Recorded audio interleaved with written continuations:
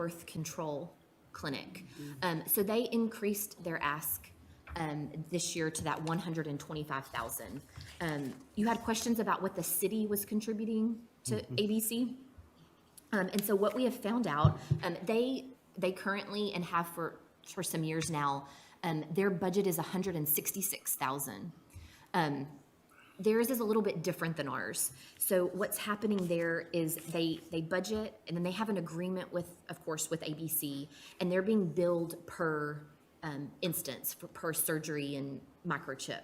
And so they've budgeted 166 for a while, but from what I gathered, it's just a flat rate that has been sufficient to cover the amount that's billed to them monthly. So they have not adjusted that for a while, but it's, again, just based on how many instances they are actually billing for. So that's a little different than our arrangement where we're just giving them flat money to do whatever they. To cover the areas outside outside the incorporated cities, yes, sir. So with the 125,000, it's just down at the bottom of the, perfect. That section there. She says that, to reach the areas in need, this would cover over 1,500 animals. They would receive spay, neuter, and microchip. And that the 19,000, the past funding level, is exhausted within 3 months, usually. Economic Development Department. The Sports Commission asked for an increase in funding of $30,000, so this would increase to 130 from our previous 100,000. You had asked about the city of Waco and what they had funded and what they planned on funding. They have always contributed 75,000, and of course their budget is not adopted yet either, but the plan is that they would continue the $75,000 level of funding into next year. Stay on our timeline. Those letters need to go out from the judge's office today. So I just wanted to just come back here and just make sure, that we all knew what those ending numbers look like. Everyone has received a COLA on this list. So the right side is just what our fiscal year 22 elected official salaries look like. Some of the judges are, the COLA doesn't apply to them because those numbers are set a different way. But the ones that are highlighted in yellow, those were the amounts that Anna spoke on and recommended moving those up to a certain level. And then, of course, the COLA is added on top of that. So I just wanted to just make sure that we were all still, agreeable to those amounts, just because those letters do need to go out today. And we hadn't really The looked at. adjustments came in the highlighted yellow, Yes, sir. and that was due to the fact that they were out of our criterion. Yes. So you brought those up. Between now and the final adoption, which is August the 24th, we will come back and talk about the disposition of any of the funds that are over and above the policy of our unassigned fund balance policy of 33%, and how we, if we choose to apply any of those towards things. And one of the, one item was on our retirement debt. It looks like there's about a little over $90,000. For every $1 million we pay down on that debt, there's a little over 90,000 and some change. Correct. So Savings that goes up over time if salaries are adjusted up. That's correct. So those paying in $1 million or whatever the amount may be is going to affect of course, you're going to be out that cash.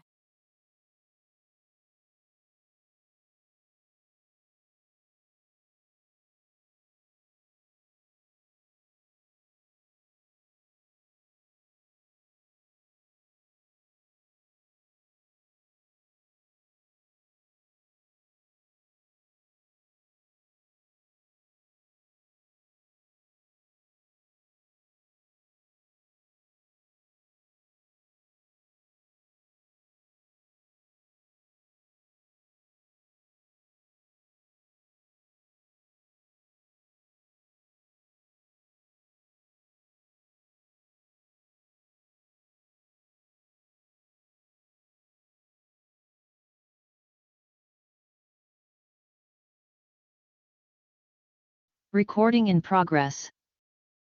Call court to order.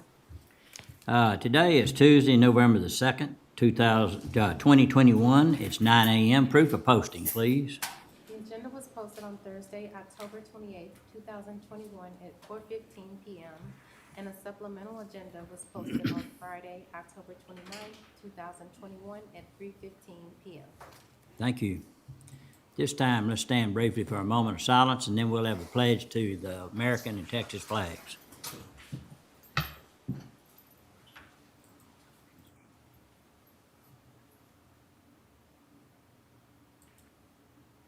Please join me in the pledge.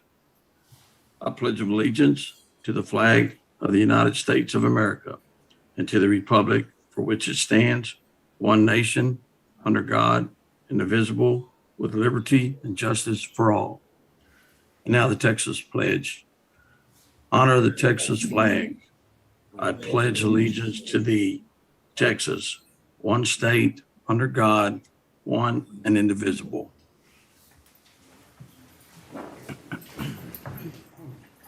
Thanks, Steve. Yes, sir. Okay, at this time, we will open the floor to public comments. Our speaker, sir, if you want to come up, or who's going to speak, Cornell Martin.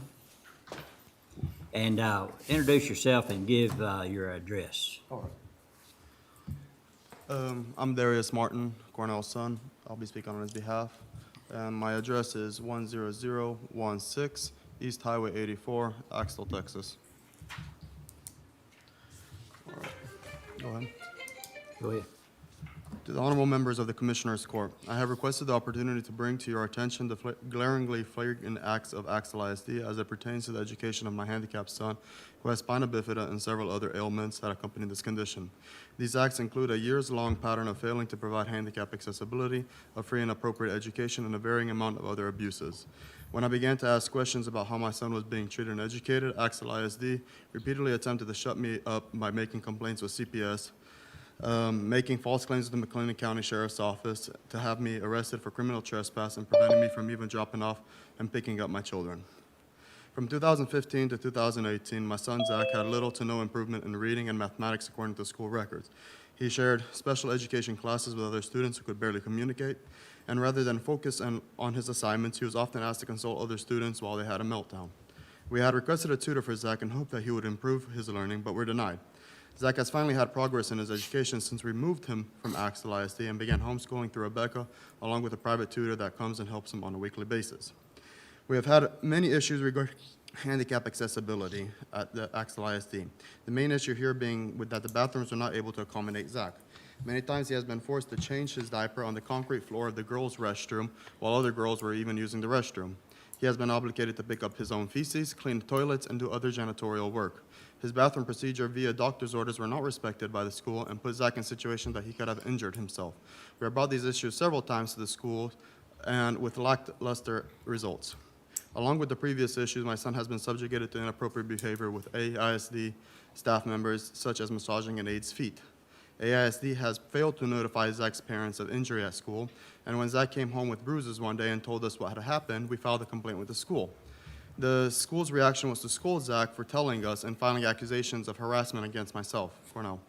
These situations have escalated to the point that after a series of complaints on our behalf, we have had a drive-by shooting at our family-owned business, several CPS investigations instigated by the school, and several criminal trespass orders against myself, which in turn prevented me from picking up my children from school.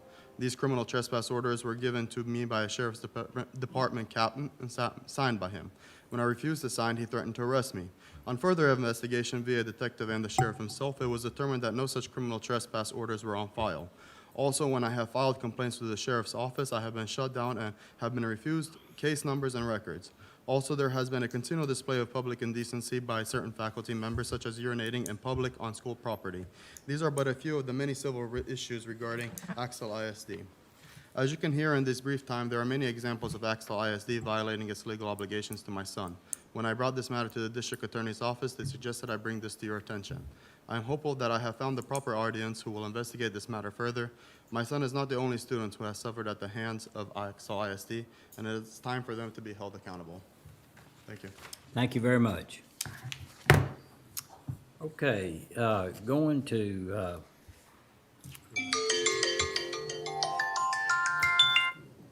thank you.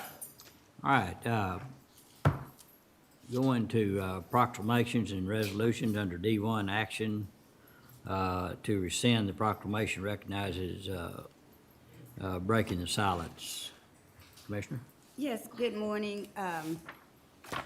They were going to have a banquet, this organization, the Forever Young Scholarship, but they have rescheduled that until next year, and so I'm asking just to rescind the proclamation that we approved that we were supposed to present to them on the 21st, and we'll come back when they do schedule that banquet, and we'll ask for authorization and approval of a second proclamation. Okay, so is there a motion to rescind? I move to rescind.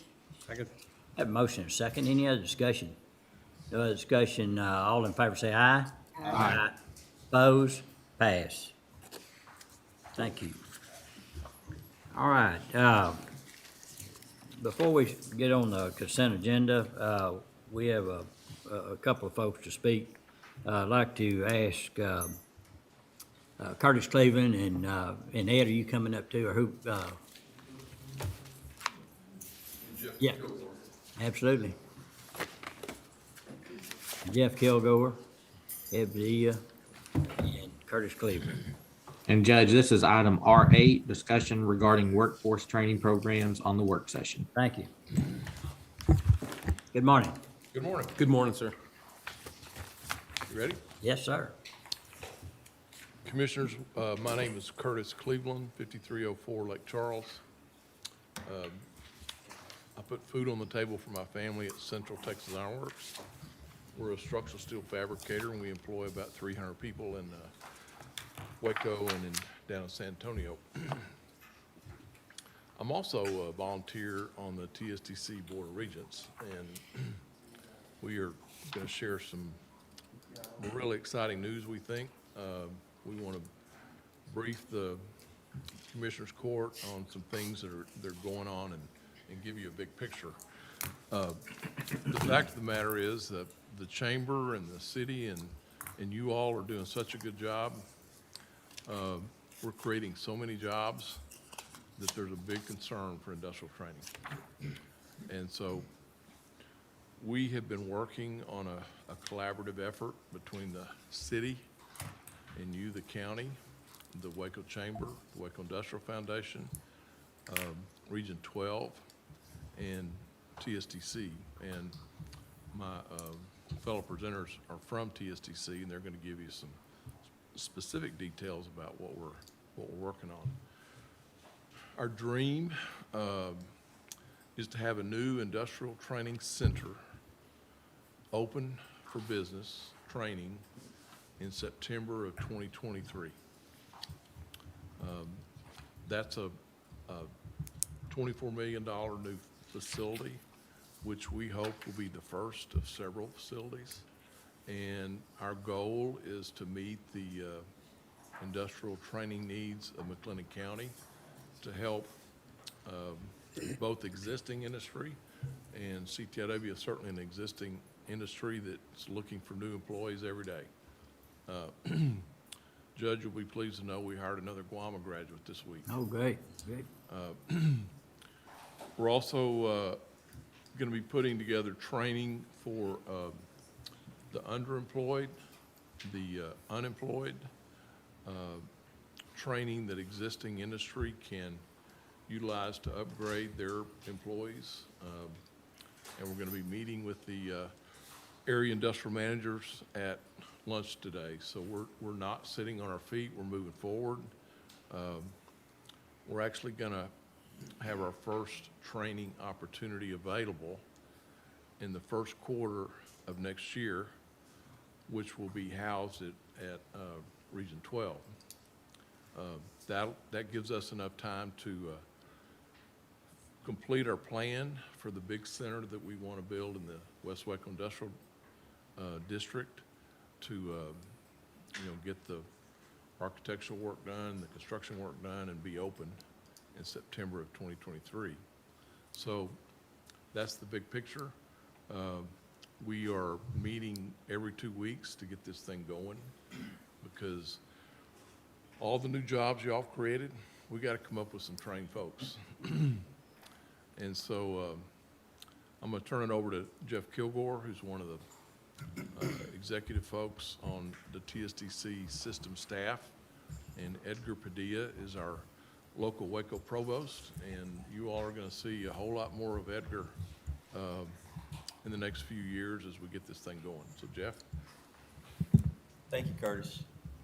Jeff Kilgore, 236 Greystone Hewitt. Spent most of my life in Waco, as some of you know. It's a pleasure to be here before all you commissioners, and thank you for your service to our great county. It is a good problem to have more work than you have workers. I believe the last number I heard from Mr. Tullis was maybe 6,000 is what we're looking at, trying to train, not including the incumbent workforce that is here in Texas. I serve as Vice Chancellor of TSTC and Chief Academic Officer. I have a statewide role. As you probably know, we have 9 campuses statewide. Waco is our legacy flagship. So this is something we're very familiar to working with. I'm proud to say as a hometown Wacoan that Waco is getting in front of this. Kudos to the industry leaders here in town, the county, the city, the chamber, and we're looking forward to these bringing our assets as training experts. We train more technical than any other college in Texas. We win more skills competitions, which is the athletics of technical colleges, than all other technical colleges combined. Being an old athlete, I don't mind bragging a little bit, being from Baylor and around here. But we're really excited about this. You know, we're looking for partners and investors in solving this problem. We have the skills, we have the expertise, the know-how. We're only limited by our own capacities. And so we're looking for those communities in Texas that can partner with what we are able to do. And we can speak toward those later. But this is a really exciting opportunity. Thank you for Chairman Cleveland bringing his leadership to the board. Chancellor Reeser wanted me to extend his greetings and appreciation for all that you do here in Waco and in McLennan County on behalf of him this morning. I have a little, people that know me well, I need cheat sheets everywhere I go. So I got little cheat sheets for you. And I'm going to introduce Edgar Padilla is our provost here in Waco. As provost is, since we're one college statewide, is what we call our presidents. Many of you know Edgar. And I'm going to let him kind of go over the scope of the initial project, what we're looking to do in 2 years, and what we're hoping to do to start as early as January in a partnership with Region 12 to set up a temporary shop to get moving and create some momentum going into the new year. So thank you again. This is Mr. Edgar Padilla. Thank you. All right. Thank you, Jeff, and thank you, Chairman Cleveland. Good morning, Judge. Good morning, Commissioners. It's a pleasure to be with you this morning and talk a little bit more about this project.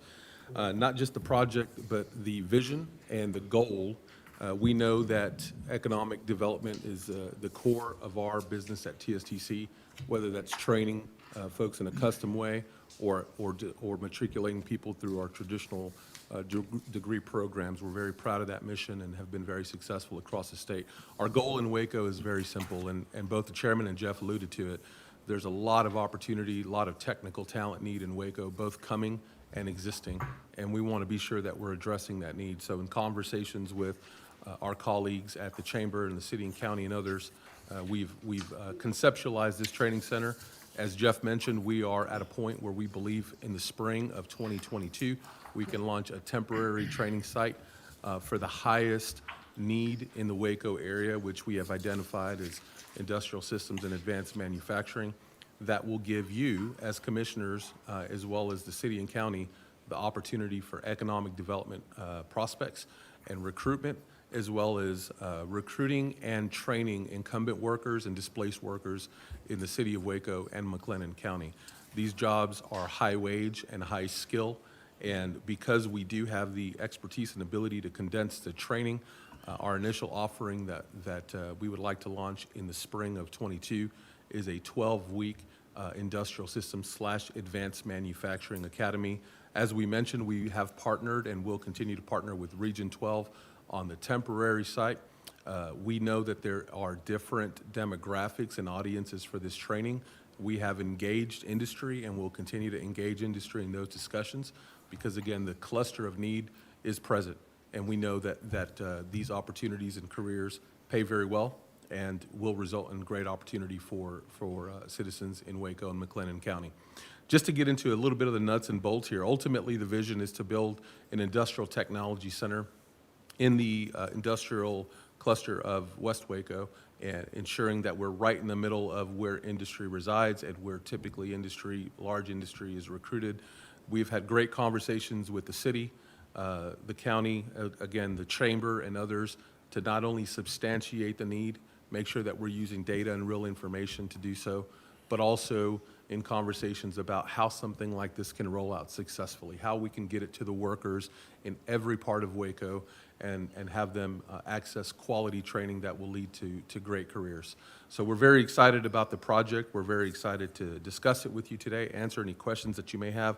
There is a lot of work to be done, but we're used to that road. That's the world we live in, and we're excited about it. And we know that ultimately this will make a tremendous difference, not just for Waco, but for McLennan County and for the opportunities that you have as a commissioner's court to recruit business and to provide business the opportunity to succeed. So happy to answer any questions and happy to be here today presenting this opportunity to you. And we're very excited about what the future looks like in McLennan County.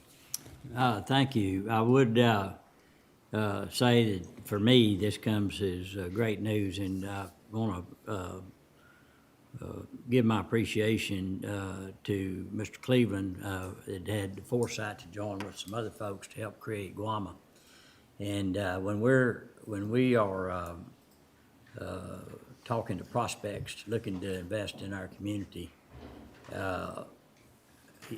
know, the big discussion is, can we provide the last factor that they need to make that decision? That's the labor force. It's not only available, but trained properly as well, because the cost of training is tremendous for a company.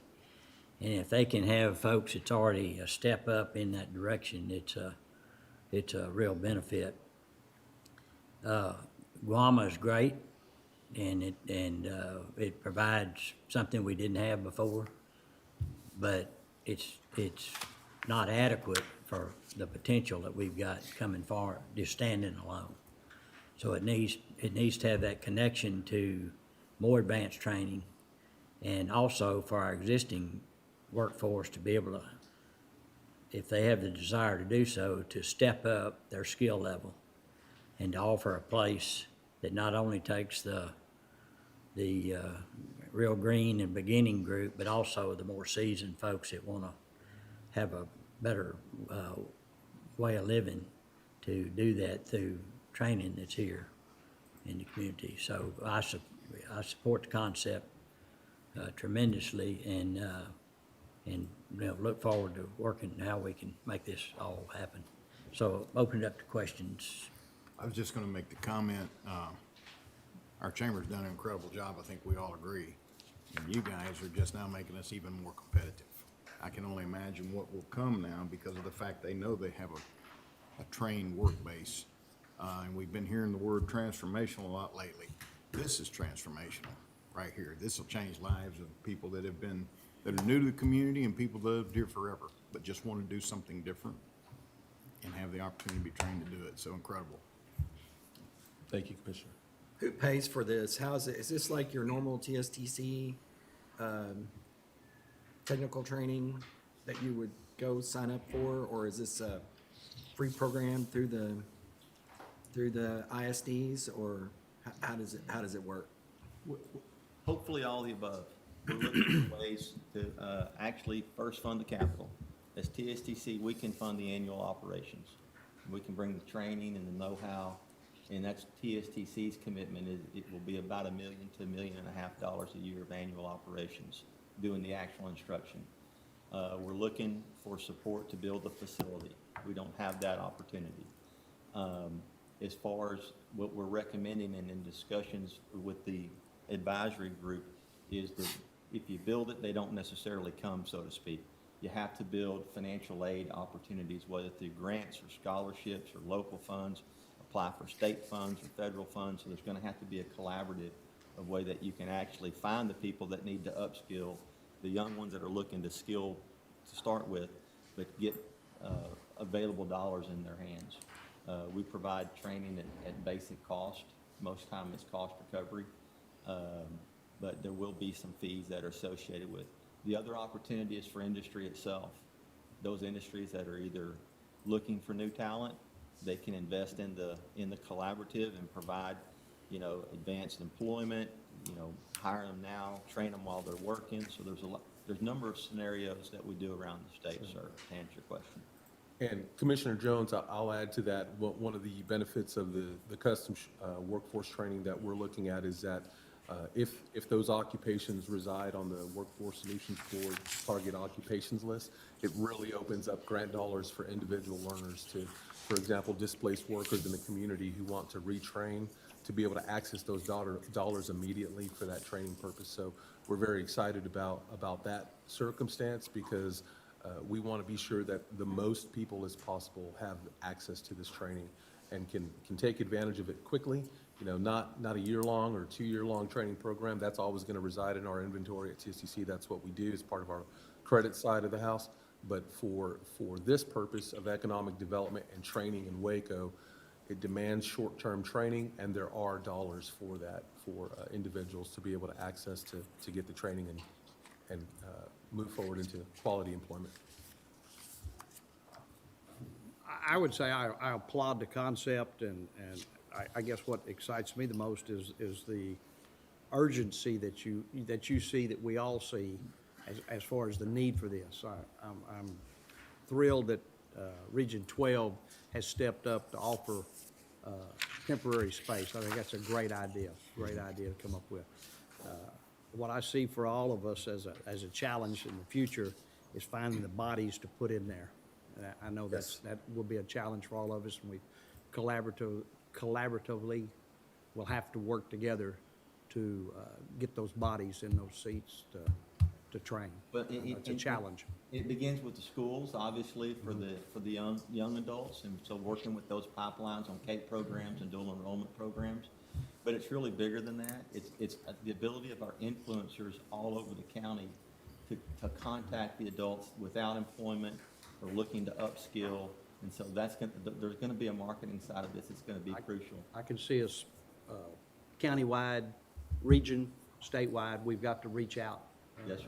And bring people in and train them. We've got to find our got milk or don't mess with Texas campaign, whatever you want to call it.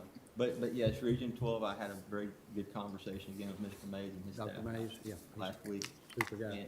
And it's not just them providing us a temporary location to set up these initial shop, but we're looking, they also do training. And there's, beside the technical training, which is the first focus, there's other employee trainings that will follow when we visit with industry, what they need.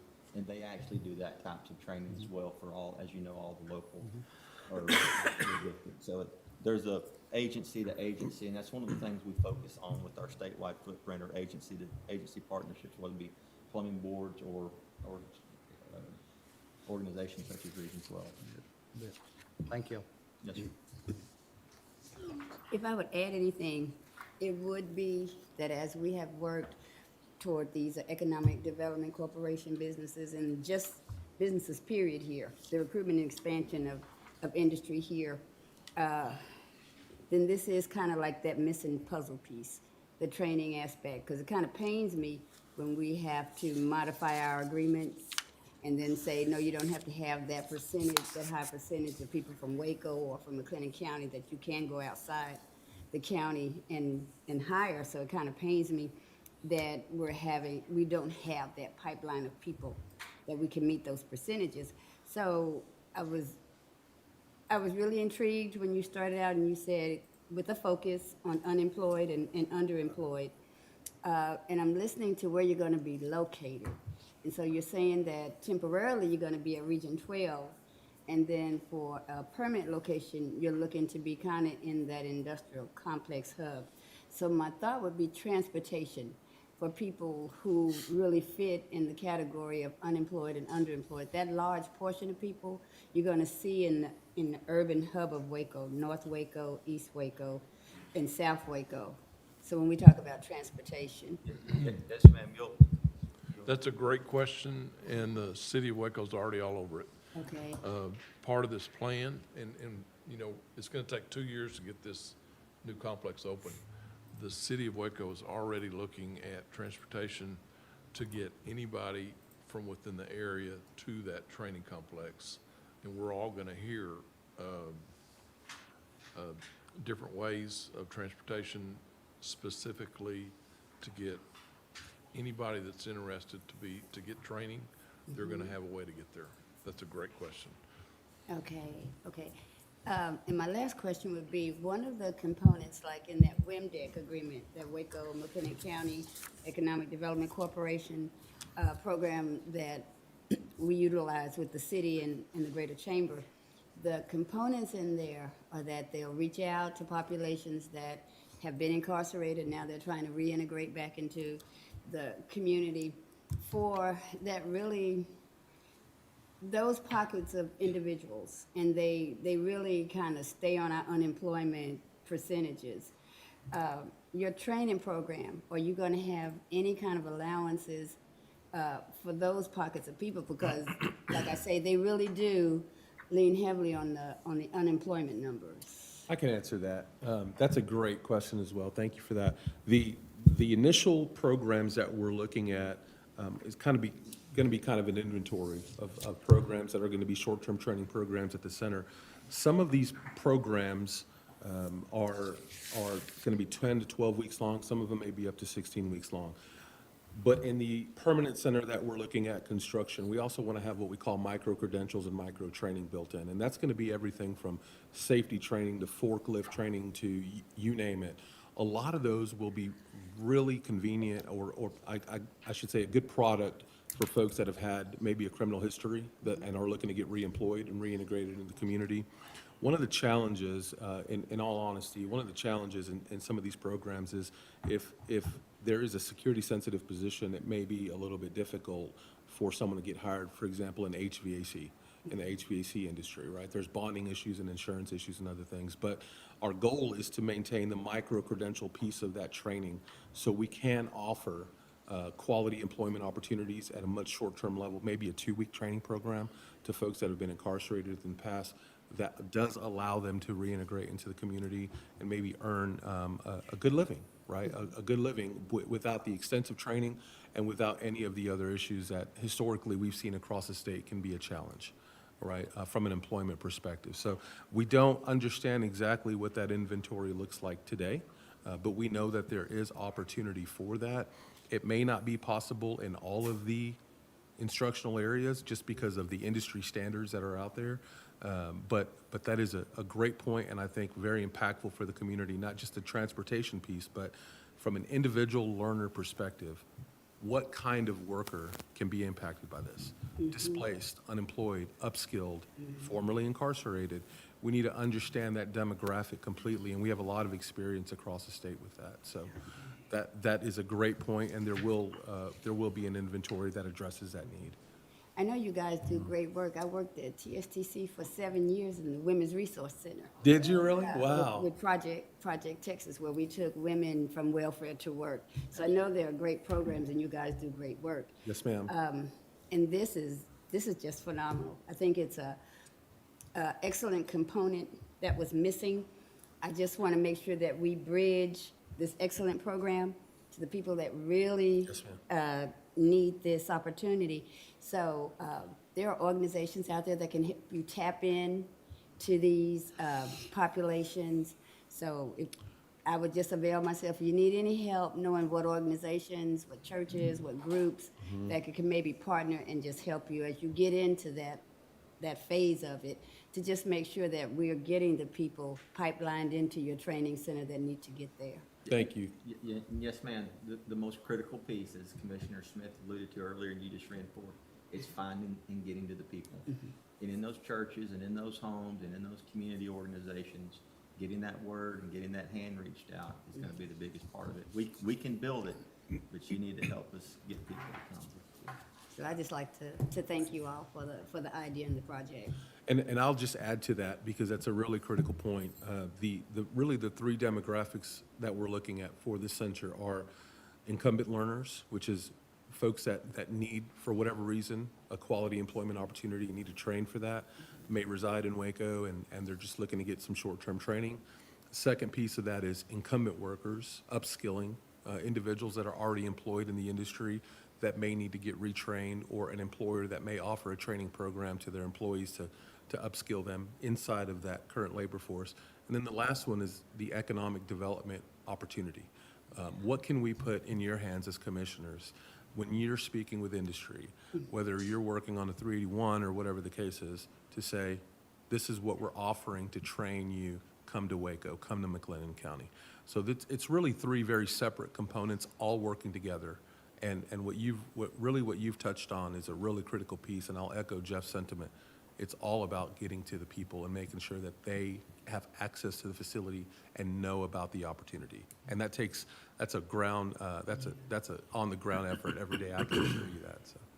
And these are we build job pathways. We don't do degree plans. We do job pathways at the basic levels of units. And so these non-credit training they'll receive, they'll get actual credentials that go along with it that they'll keep for their life that are recognized by other industry partners in as many as possible. So they'll get badges, they'll get credentials it's not just something on your wall, but they can take to an employer and say, I have this skill. And so this is Good. real training. One other, and I'm sure you have, but I'm gonna go ahead and ask, have you talked to our state reps, legislators about this idea, and what was their comment? Is there help out there at the state level? I don't think we've got to that point yet. Okay. I think we're circling our local bases. Okay. There's been pretty tight conversation so far. I know the emphasis statewide on training and how important it is, and encouraging industry to come. So I would think this would be something that our local reps would be excited to hear also, and any way they could help, I'm sure they would jump in. Absolutely, and very supportive. Yeah. They have been in the last legislative session. Right. We wanted everybody in McLennan County to know about this before we go. And I appreciate that. I appreciate that. It's good to know first instead of reading it in the Yeah. paper. Yeah, Don't get us in trouble because we didn't tell them. No, wouldn't do that. just make two comments. One is transportation, and Commissioner Jones and I serve on the board of the McLennan County Rural Transportation District, which we formed, but work in concert with Hot area, but ours is individually run. And one of the things we wanted to do is make sure that it ran very efficiently. And McLennan County is a net provider of jobs. We draw employees from all the counties around us, and so rural transportation is going to be a critical piece. And our rural transportation program is ran and managed by Waco Transportation, which is working with the city. So we'll have that whole component, both inter-city, inter-county, and outside the county as well, is our goal. And we're very confident that that's going to be a big player in getting people there. The other thing is just the last thing, and it's the got milk or the where's the beef or all that kind of ad stuff. And as we're showing prospects, the industrial area, we can talk about employees and employee training, but having that facility there that we can drive them by and show it to them, and the investment that we'll end up having in that, they'll know that we're serious about it. And, there's very few counties that don't have some kind of economic development effort and also with that have a workforce training. So we're competing against those others. Mm-hmm. So this building, this actual visual facility, or the visualization of the facility is going to be a big marketing plan for us to be able to utilize the dollars that this court has put in the budget to invest in economic development. So, great idea, and I'm real excited about it. I think the court is as well. We appreciate y'all coming, and we'll be in touch. And in regards to connections with the state representatives and state senator and all, we'll all be ready to stand by to help in any of that if we can. Thank you, Judge. Thank you, Commissioners. All right, y'all have a good day. Appreciate it. Thank you. All right. Okay, as Dr. Morrison's coming forward, I'd like to ask Elizabeth Thomas to give a report on discussion or action on matters regarding the COVID-19. That's under N1. Morning, Elizabeth.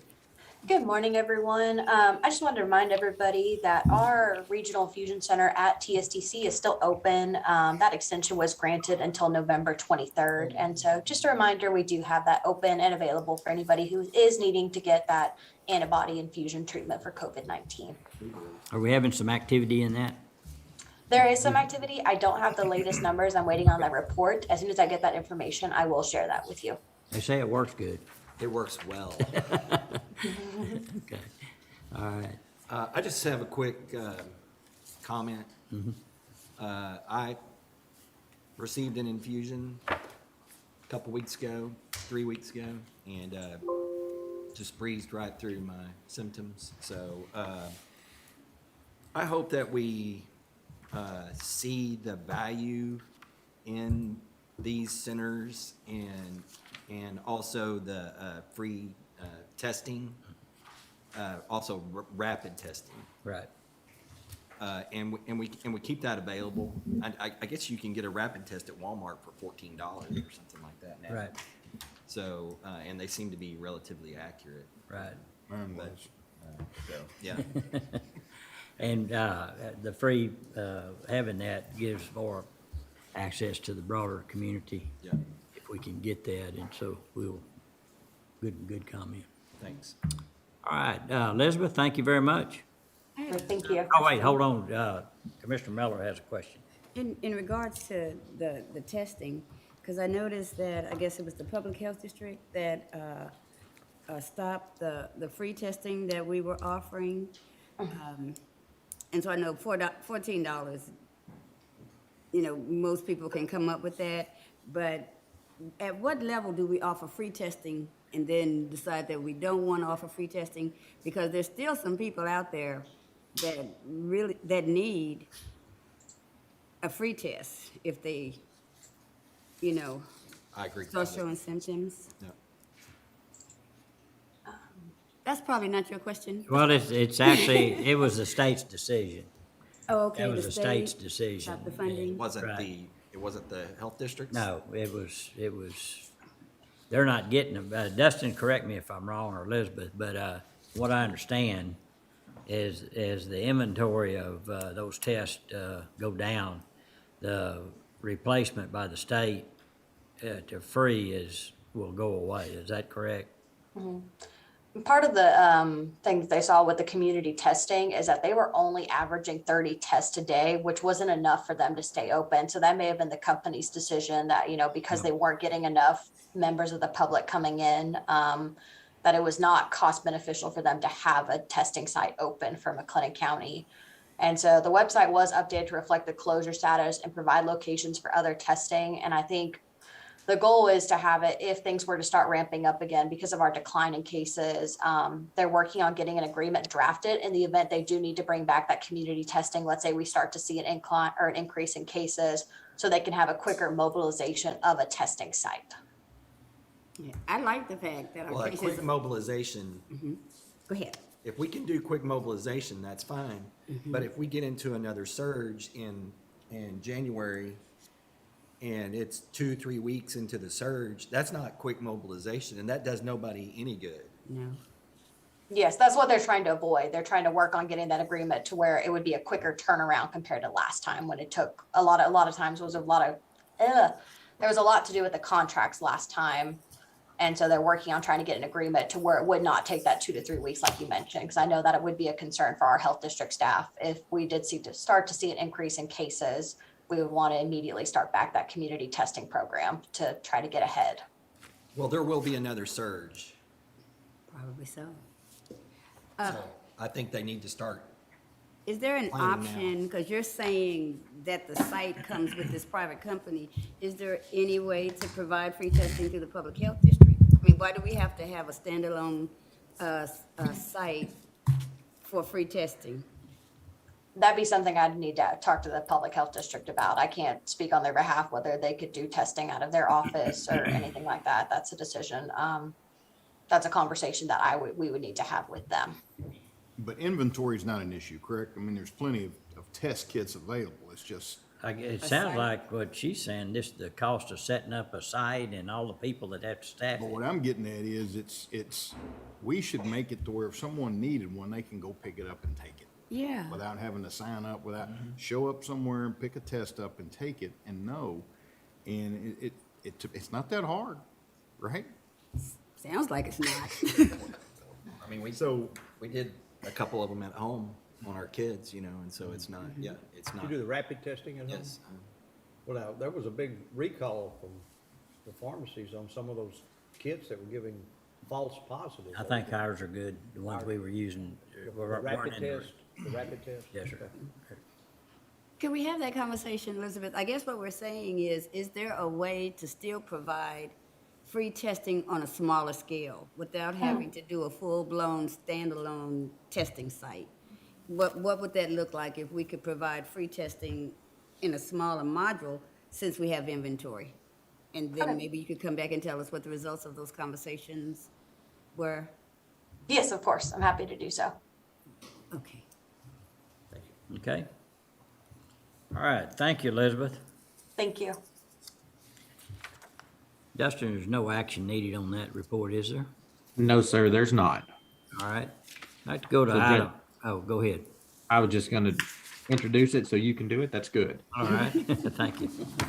All right, we have Dr. Mike Morrison here to discuss redistricting, so I'd refer you to N5 regarding the 2012 McLennan County redistricting plan. Yes, sir.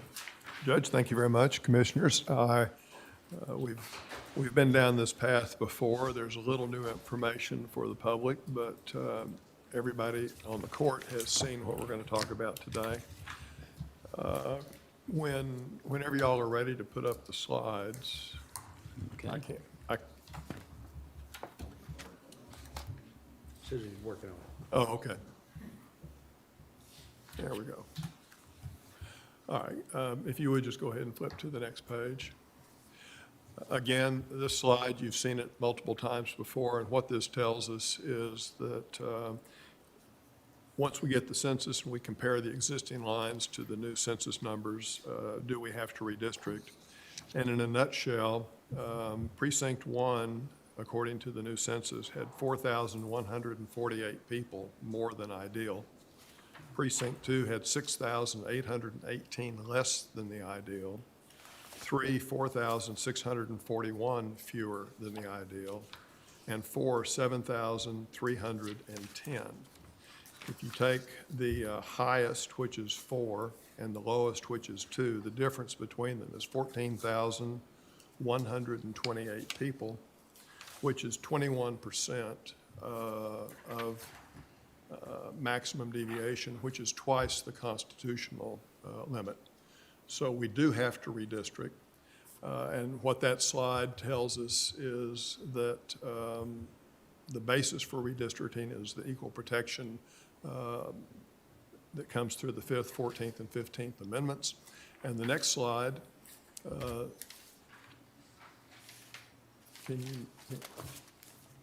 next slide just explains how we get to the question of whether or not we exceed 10%. And that is, you take the county population under the census, which is 260,579. If each of the 4 commissioner precincts had the same number of people, that would be 65,145 in each. And as we've just pointed out, we're 4,000 high, 6,000 high, 500 low, so we're well off that.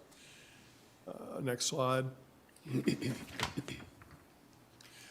This is just the population per district before any changes were made, and it's one that we've seen since August. So those are the actual numbers that are the basis for the above and below populated districts or precincts, okay?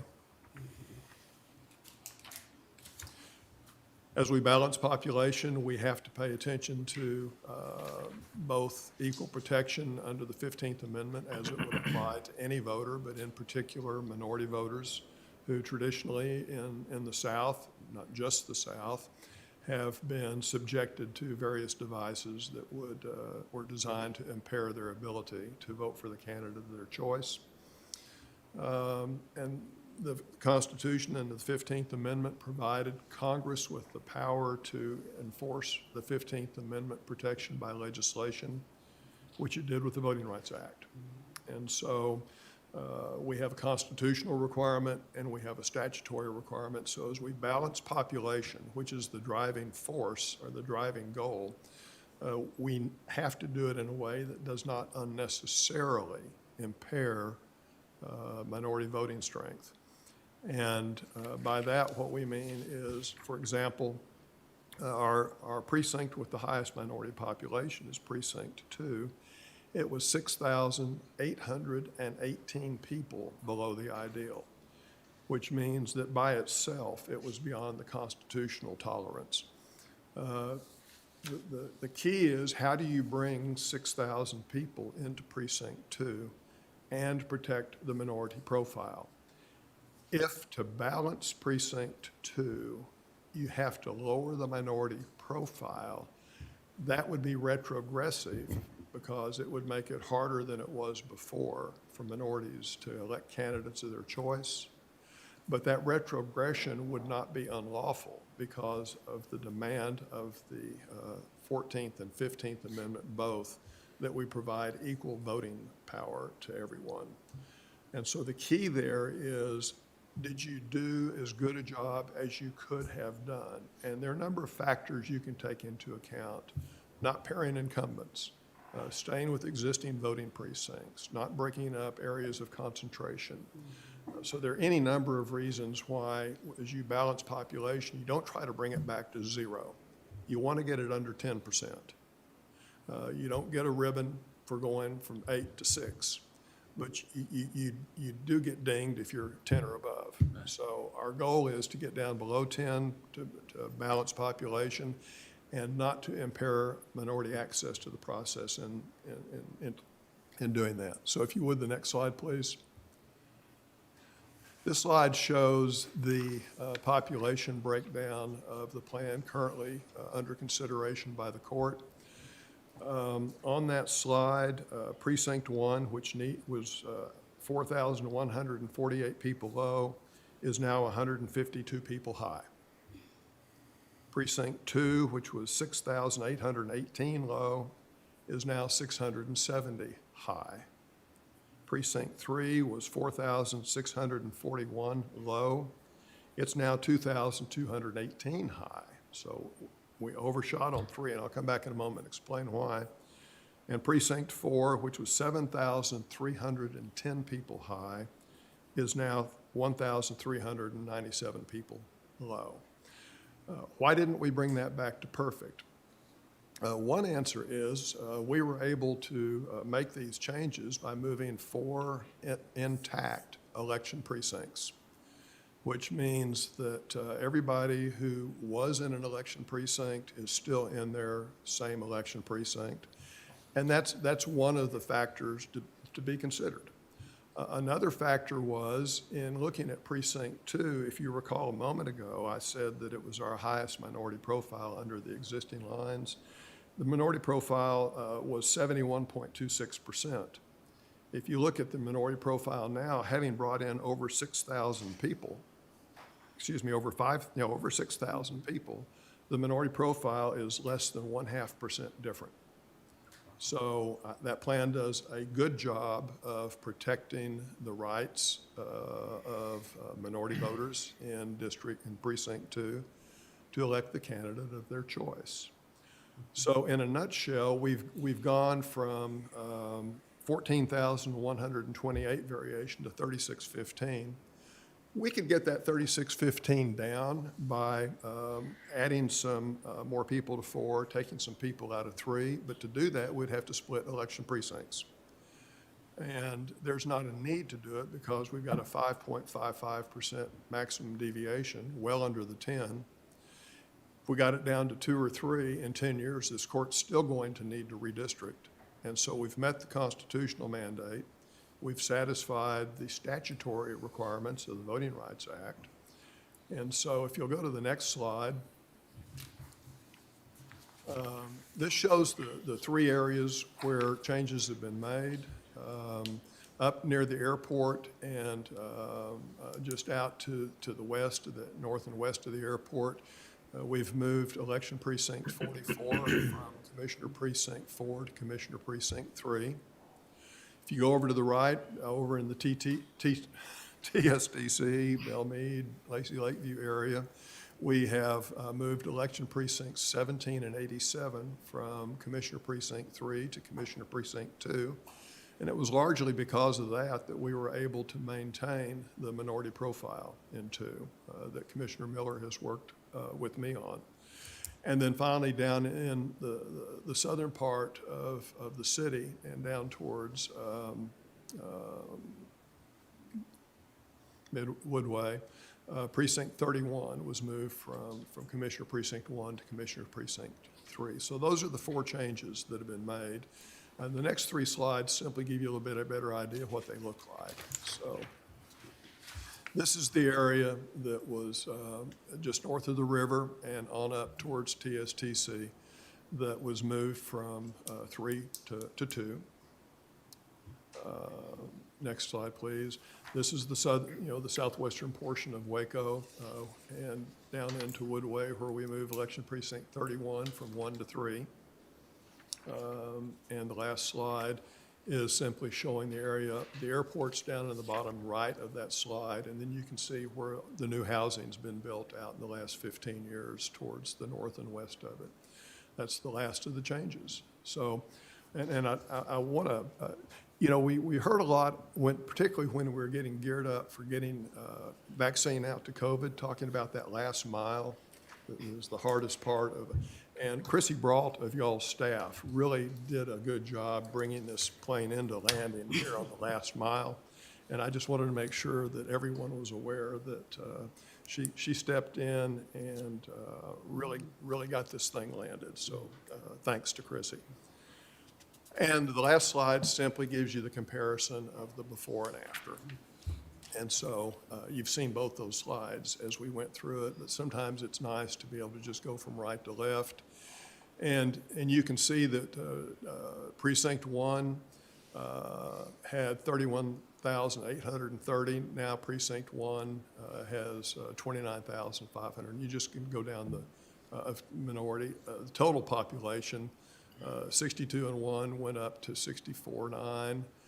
58 and 2 went up to 64.4. 3 went up from 60 to 67, and 4 from 72 down to 63, and that's how we balance the population.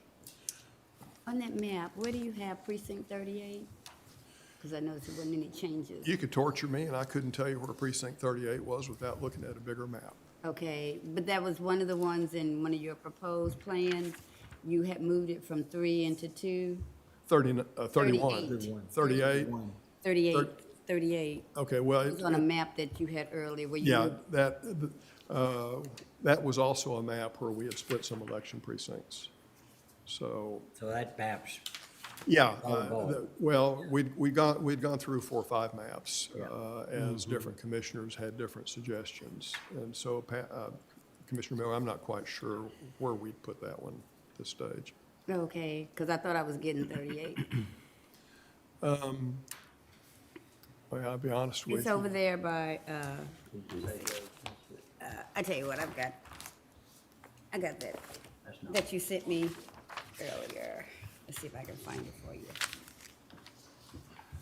Well, the Dr. map- Morrison, are any of our election precincts out of compliance? Are they? I haven't checked, I haven't checked with the election supervisor on your number of registered voters. That's something that they'll take a look at. I don't know the answer to that because it's based on registered voters, not on total population. And I hate to do all this work and then that be an issue also too. I mean, Well, changing the election precincts, if I if guess it you was would necessary. just keep these lines the same and then. Well, are you, quite redraw frankly, those lines? until I haven't seen the detail yet to find out whether the state split any election precincts in McLennan County, or sometimes the state, using Secretary of State's maps, comes down the wrong side of the road, so that the line that the Secretary of State has is a little bit different from the line we have. Judge knows this, but I don't know if everybody does.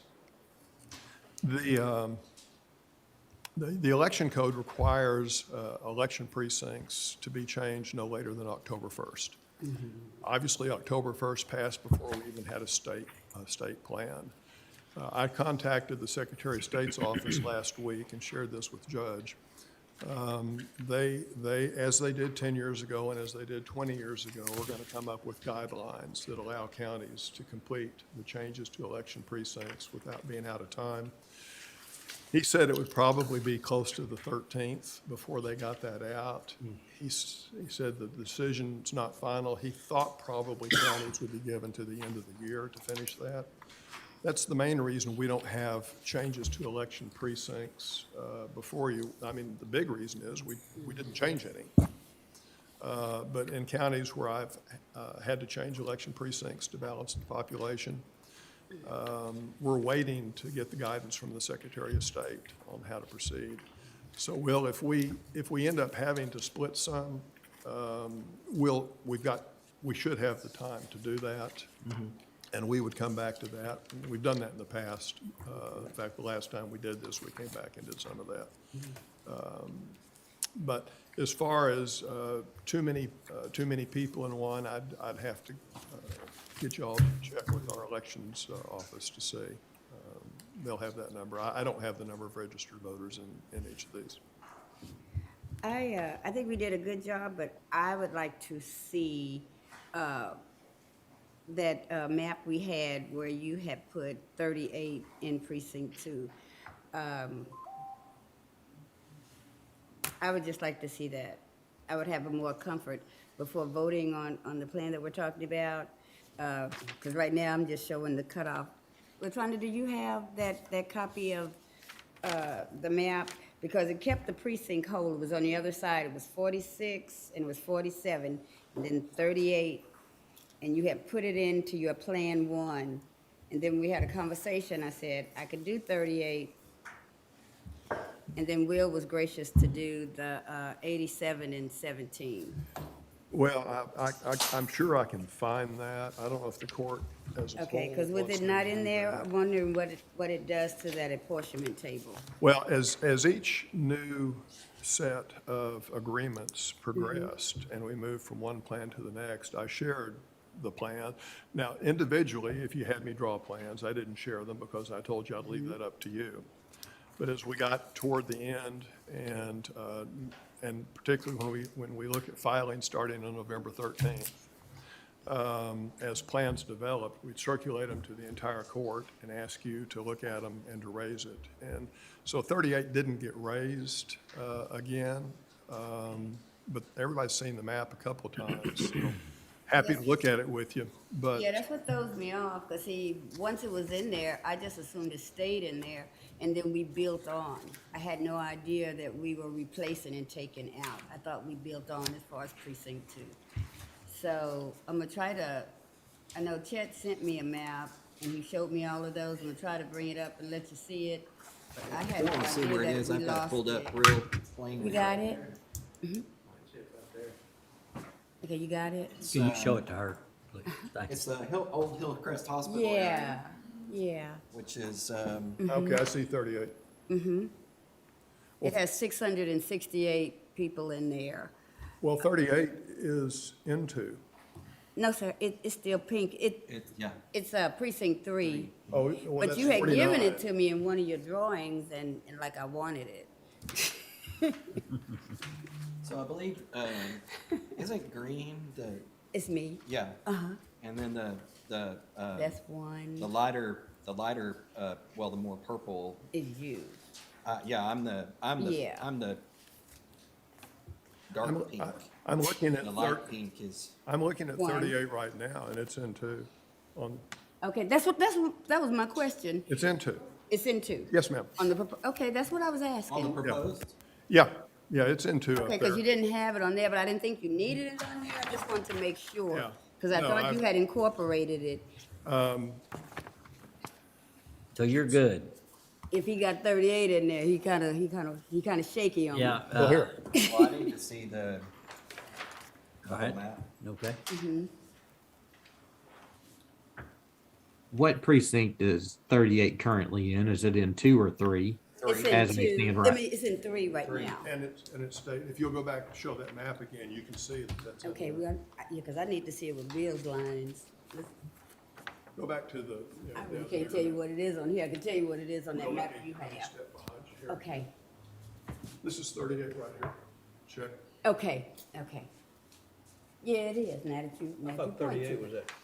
It's, oh, But that's not documented in any of these, thought this was He put it in their first plan. He put it in the first plan. I thought this was. well, I mean, I'm fine with it, but, Oh, oh, one.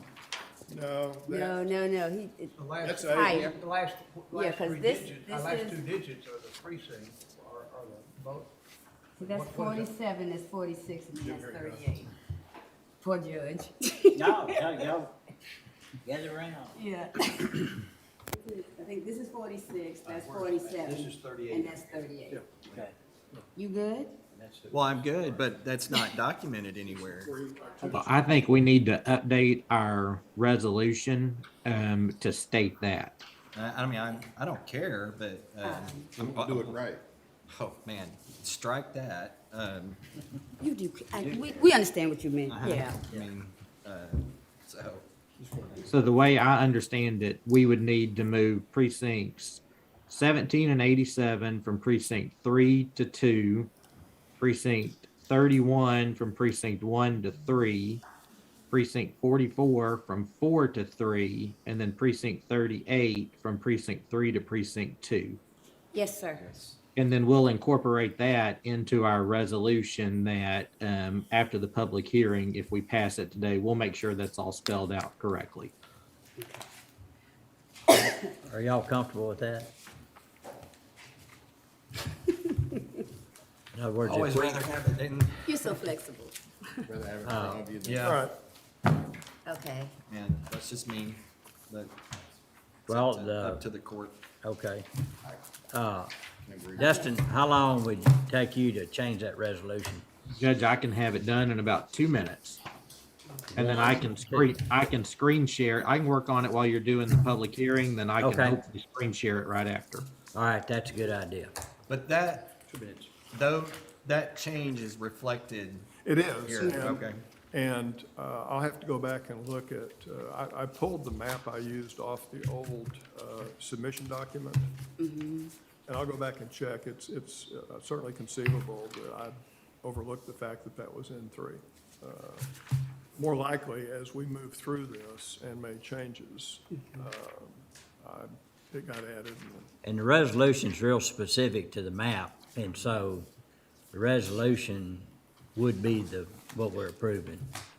And the map is accurate with 38. Eight, yeah. Yeah, in 2, yeah. All right, let's open the public hearing at this time. And I'd just say that you've heard the presentation and what the indication of what the resolution would be. And so it's now open for any public comment. Seeing none, the public hearing is now closed. All right, well, thank you. Thank you. And for the action item, we'll let, Dustin's gonna share the resolution and y'all look at it. And then if you're comfortable with that, then we'll act on it. And I'll there's hang a- around until And there's a good indication that the filing date of the 13th may get pushed back. He wasn't sure about the filing date. I mean, you've got from the 13th to December 13th, and Yeah. so they may decide just to leave it Leave the it? way it is. Okay. And figure people Depends like upon when the injunction is filed. does. And which one? You know, and how many are gonna be Yeah. filed, and, Yeah. you know, I've heard there could be 2 filing dates.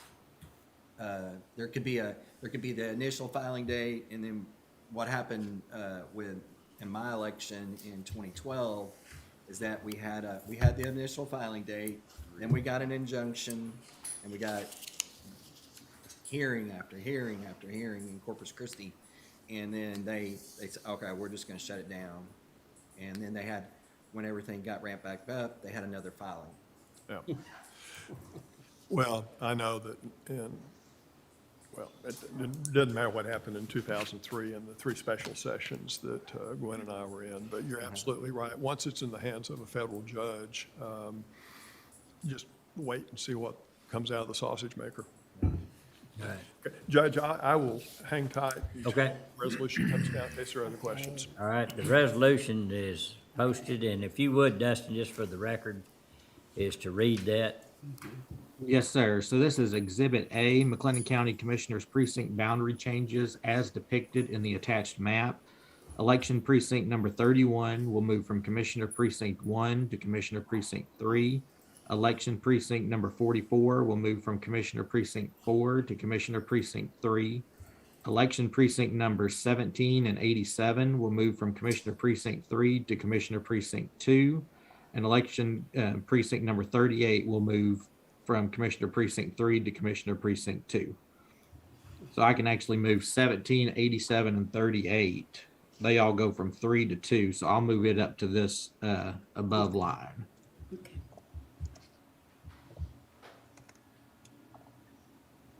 Okay. Okay, so that should be correct, and I'll reread that last one. Election Precinct number 17, 38, and 87 will move from Commissioner Precinct 3 to Commissioner Precinct 2. Okay, are there any questions anyone would have? I would just ask Dr. Morrison, that's correct now. It is.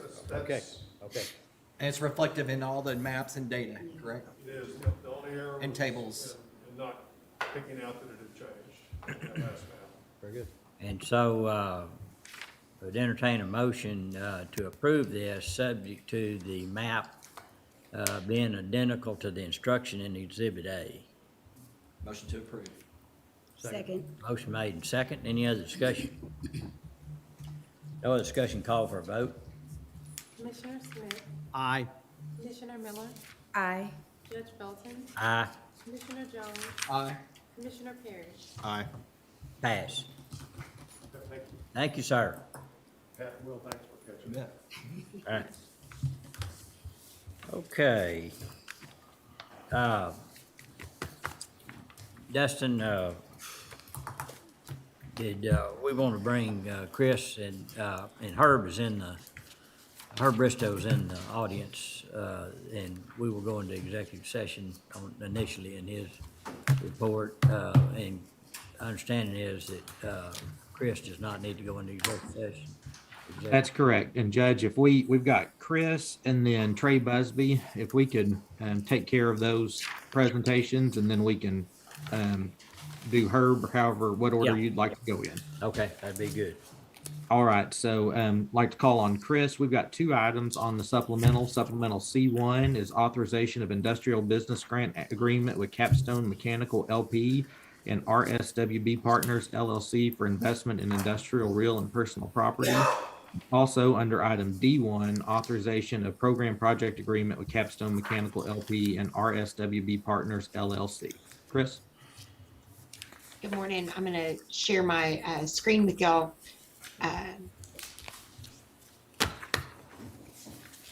Morning, Chris. Good morning.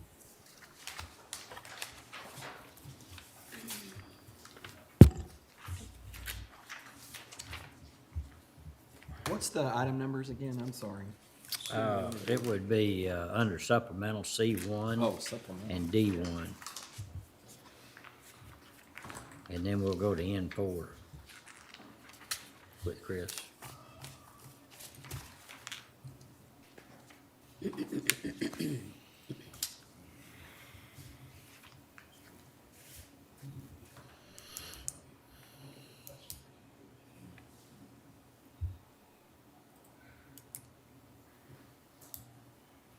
Can y'all see that?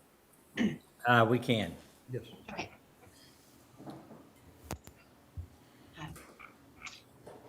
And I apologize, I was working off the old agenda, so I have the old item numbers on there. What you have before you right now for the program project agreement is an proposed agreement with Capstone Mechanical and RSPW Partners. I think most folks know Capstone Mechanical. They're a well-established HVAC engineering and service company that's been headquartered in Waco since 2005. They've seen substantial growth, currently employing 167 skilled individuals, hiring an additional 50 in 2020. So it's been a lot of growth and activity for the company. Their community company ownership is highly engaged in the community, really focused on career technical education for K through 12 and higher education opportunities for individuals. They provide internships, apprenticeships, and even second chance opportunities for individuals that may have had some challenges in life and just need a little extra help to get back on their feet. They are undergoing an expansion of their operations with a multi-phase expansion for both the growth of their physical presence and their employment base. What they've proposed is a capital investment of $5,150,000. 4.5 million of that is in real property improvements for a 30,000 square foot manufacturing and logistics facility. Also plans to convert some existing space into back office operations. They're also planning to add additional equipment into the facility at $650,000 worth of additional investment. Their construction timeline is completion by the end of March 2022. This would include the retention of 167 existing jobs, $44,000 a year average annual wage, excluding the top leadership of the company, which averages to $21.15 an hour. They would also propose the creation of 68 additional new jobs, also with an average annual wage of $44,000 a year. And that conservatively is projected over a 4-year time period.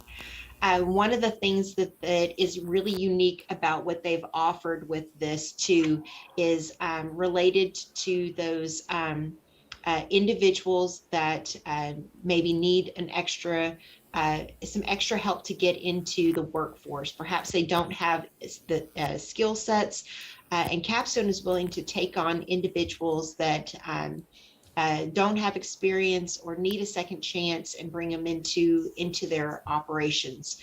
But what they've asked with this is the consideration by both the WEDMEC board and the city and the county to make an adjustment to the $15 an hour requirement for that period where they're going through a training process. So they typically bring those individuals in at $12 an hour plus benefits during that time period. And as long as they stay with the company, they continue to grow and enhance their skill set, they receive performance-based increases over a period of time that would get them to that $15 an hour or higher. What they'd like to commit to is that 10 of those workers, 10 of those 68, which is 15% of the new jobs to be created, would come from non-traditional partners. So this would include the Greater Waco Advanced Manufacturing Academy, Mission Waco, Mercy House, Christian Men's Job Corps, the House Where Jesus Shines, and various career and technical education programs at the high school level. This really does provide a lot of opportunity for individuals that want to get into the workforce, want to build a skill set that they don't have, but maybe just need somebody to give them a chance to get there.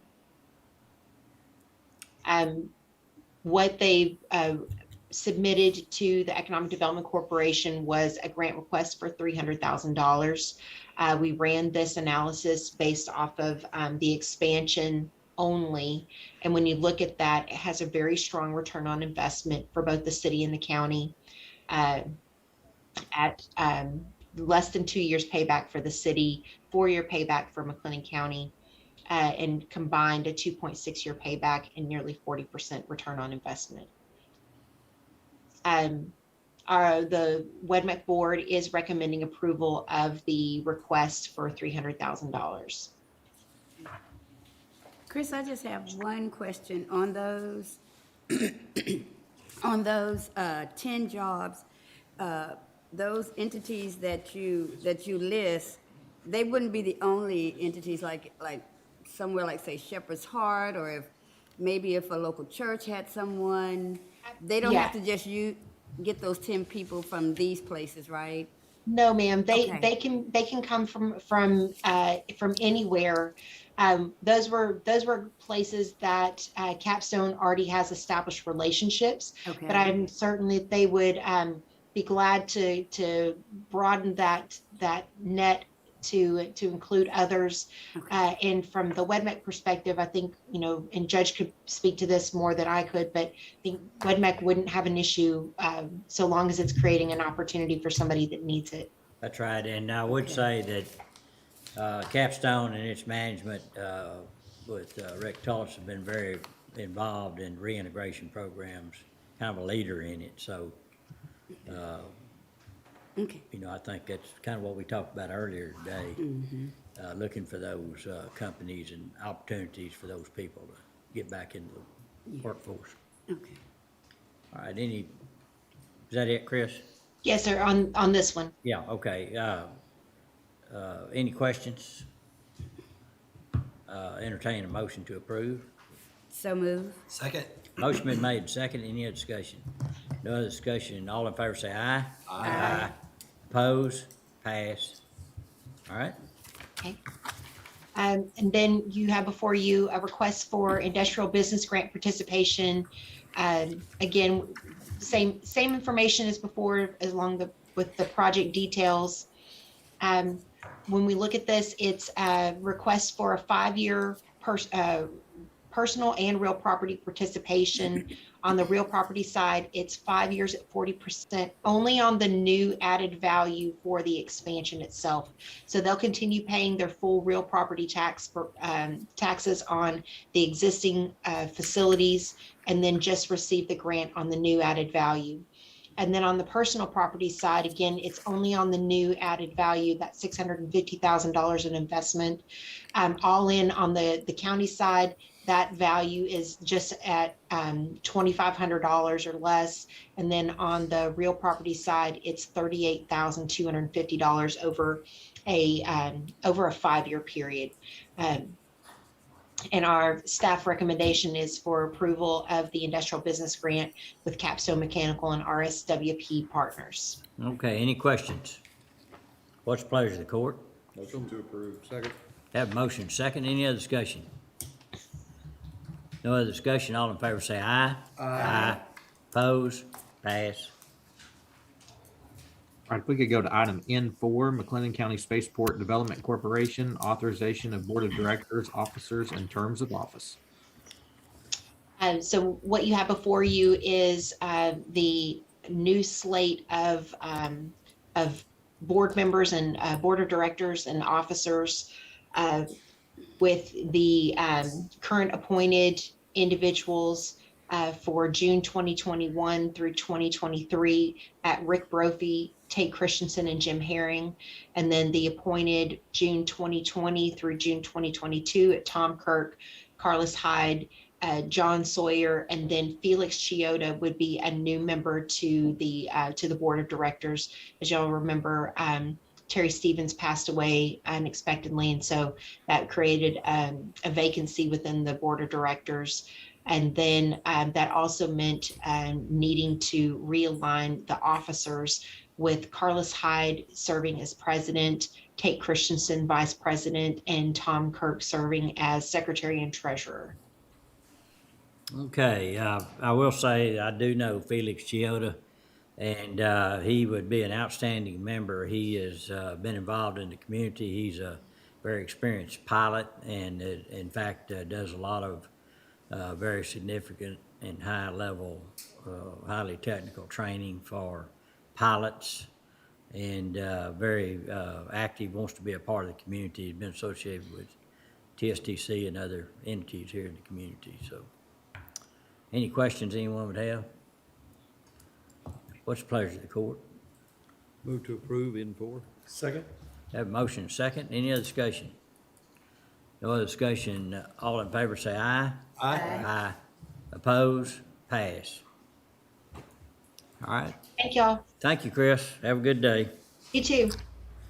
Judge, Go sorry, ahead. Judge. No, go ahead. I'd say Elizabeth has some updated info on COVID testing. If we could go back to item N1 quickly. Yeah. Okay, item N1.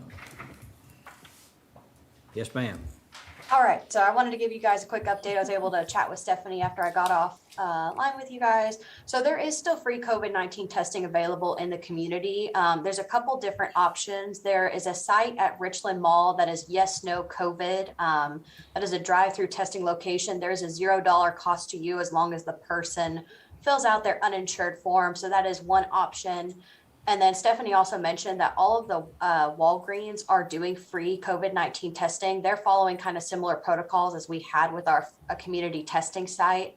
And most of those appointments, it looked like they were doing drive-throughs, and they did have some same-day availability. And those are at our Walgreens across in McLennan County. So there are some options still for free COVID-19 testing for our residents.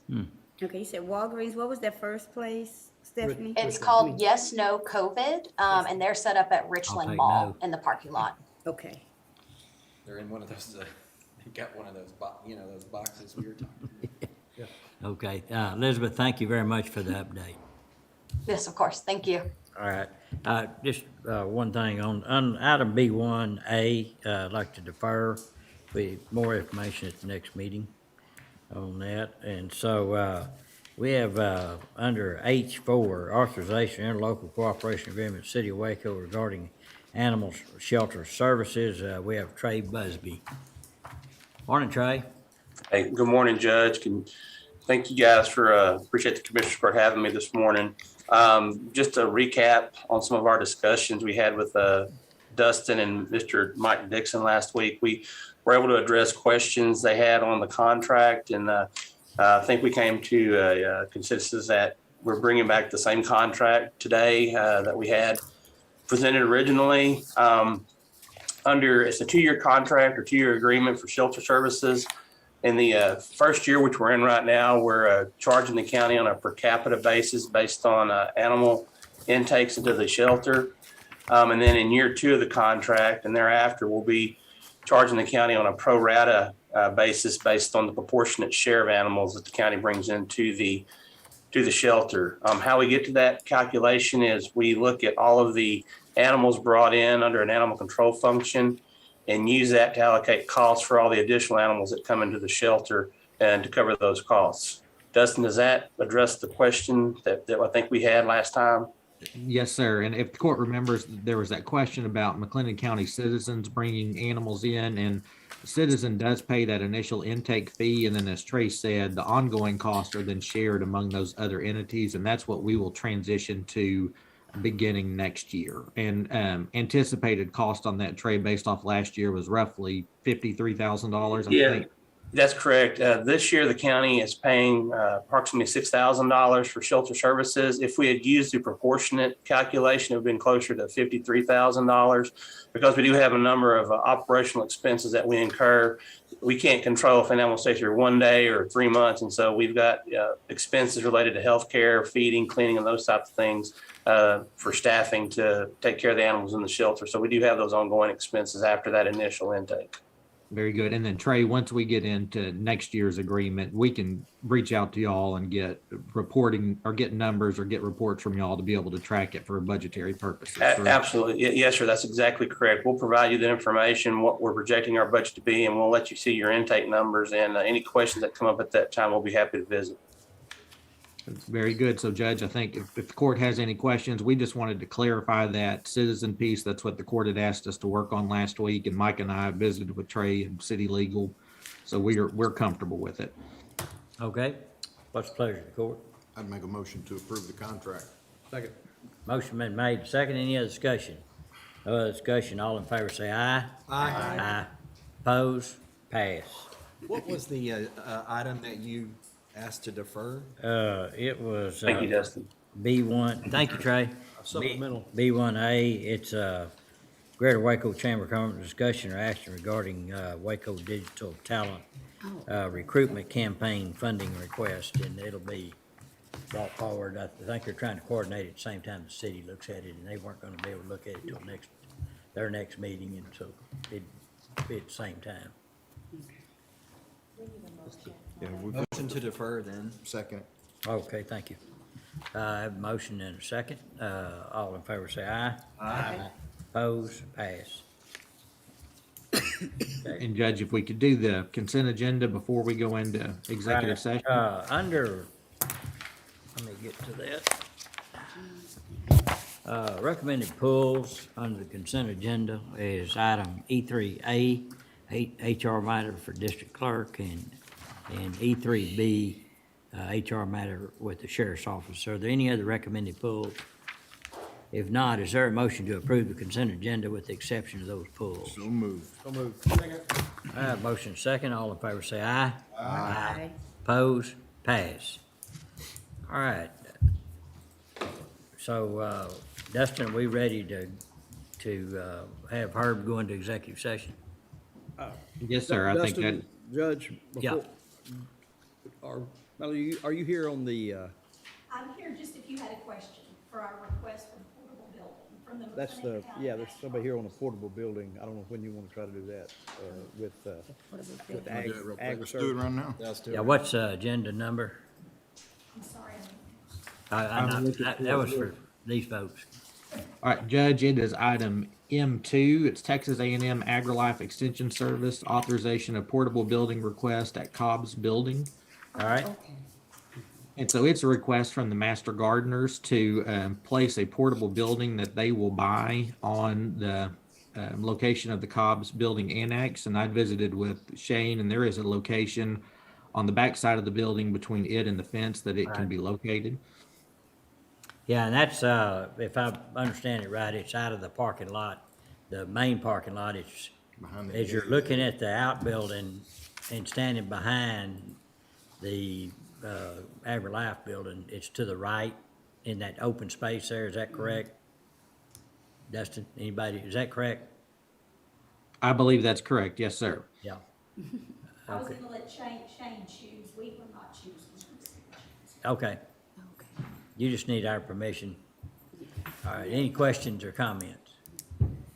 I'd just like to get a look at it real quick where it is here. But it's Shane's going to make that, so it's just to the, right in there? Yeah. As you're looking in Right. it. Okay.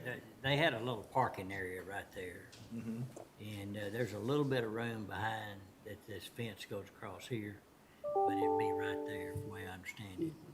What did we ever do with this? We have some storage in it. Okay. What we do with everything in the county, when it doesn't get claimed right away, it becomes Stuff, storage. stuff in it. storage? Some of it had to be, it's not highly secure building, but it's locked, and there's some things in there that we have, so.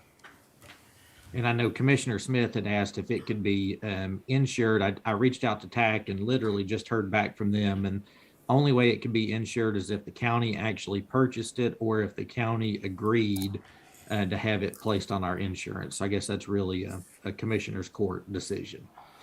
Well, what's the value of the building before we'd even consider putting it on our, Yeah, and it's not our building, so why would we even insure it? well, I'm just That's, saying that if. I think that's an issue we probably discuss at a later time. Yeah, before if we we're agreed ready. to, I would think it'd be something that you would. They're gonna want, TAC's gonna wanna put it on our liability. They said the only way to have it on, let me pull up the email real quick. Said to add to our coverage, portable building would have to be owned by McLennan County, or if there's an agreement that the county will provide the coverage. If either of those two apply, they can add it to our property schedule. And I think we can come back to that, quite honestly. Let's let them get started and. Yeah, let them get started with their move, and then what we can discuss adding it liability wise. My motion would be to approve, let me get my glasses on. M2. Second. Okay, any other discussion? No other discussion, all in favor say aye. Aye. Oppose, Pass. Y'all be sure everything you're growing's legal. I thought everything grows now is legal. Well, that's probably a good point. Thank you. Thank you. I just didn't know if you had other questions for us. Well, I appreciate you coming. Thank you, Mayor. Okay, we are gonna go into a 10-minute recess. I've tried 5 before, and nobody ever made it back in 5, so I'm gonna go. You keep watching this clock. I know it, I don't know why I look up there, I go by this, it's 10:30, so Can we not get a professional type of clock? I love that clock. Might take just a battery. I just wished it I'll worked. never forget when it was almost 2 o'clock on that day. All right, recess, 10 minutes. Recording stopped.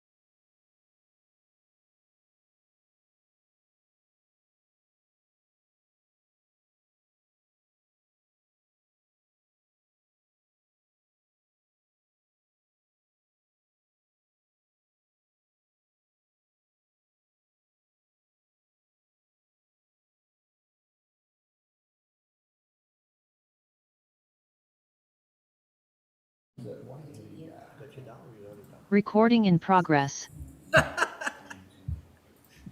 There you are from the back. I would not sit there.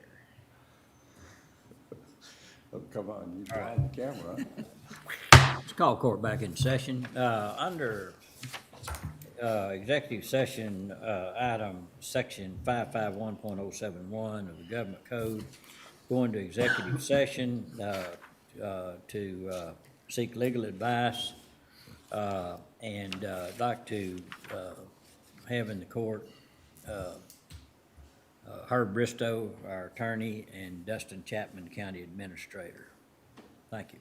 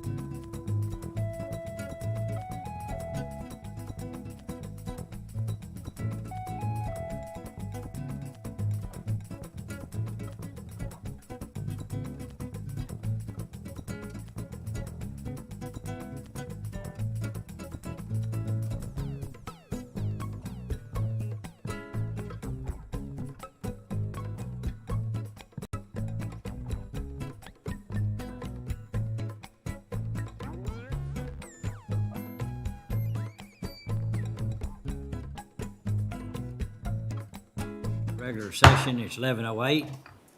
I'd like to ask court to go to item N8. This is consideration, discussion, or action to authorize Texas statewide agreement relating to claims arising from opioid litigation. I'd like to ask Herb Bristow to, he has a resolution here for us to consider. Yes, there's a resolution that's been prepared to accomplish the conclusion of a participation in a statewide settlement with the J&J component of the opioid litigation that has been ongoing now for about 4 years. And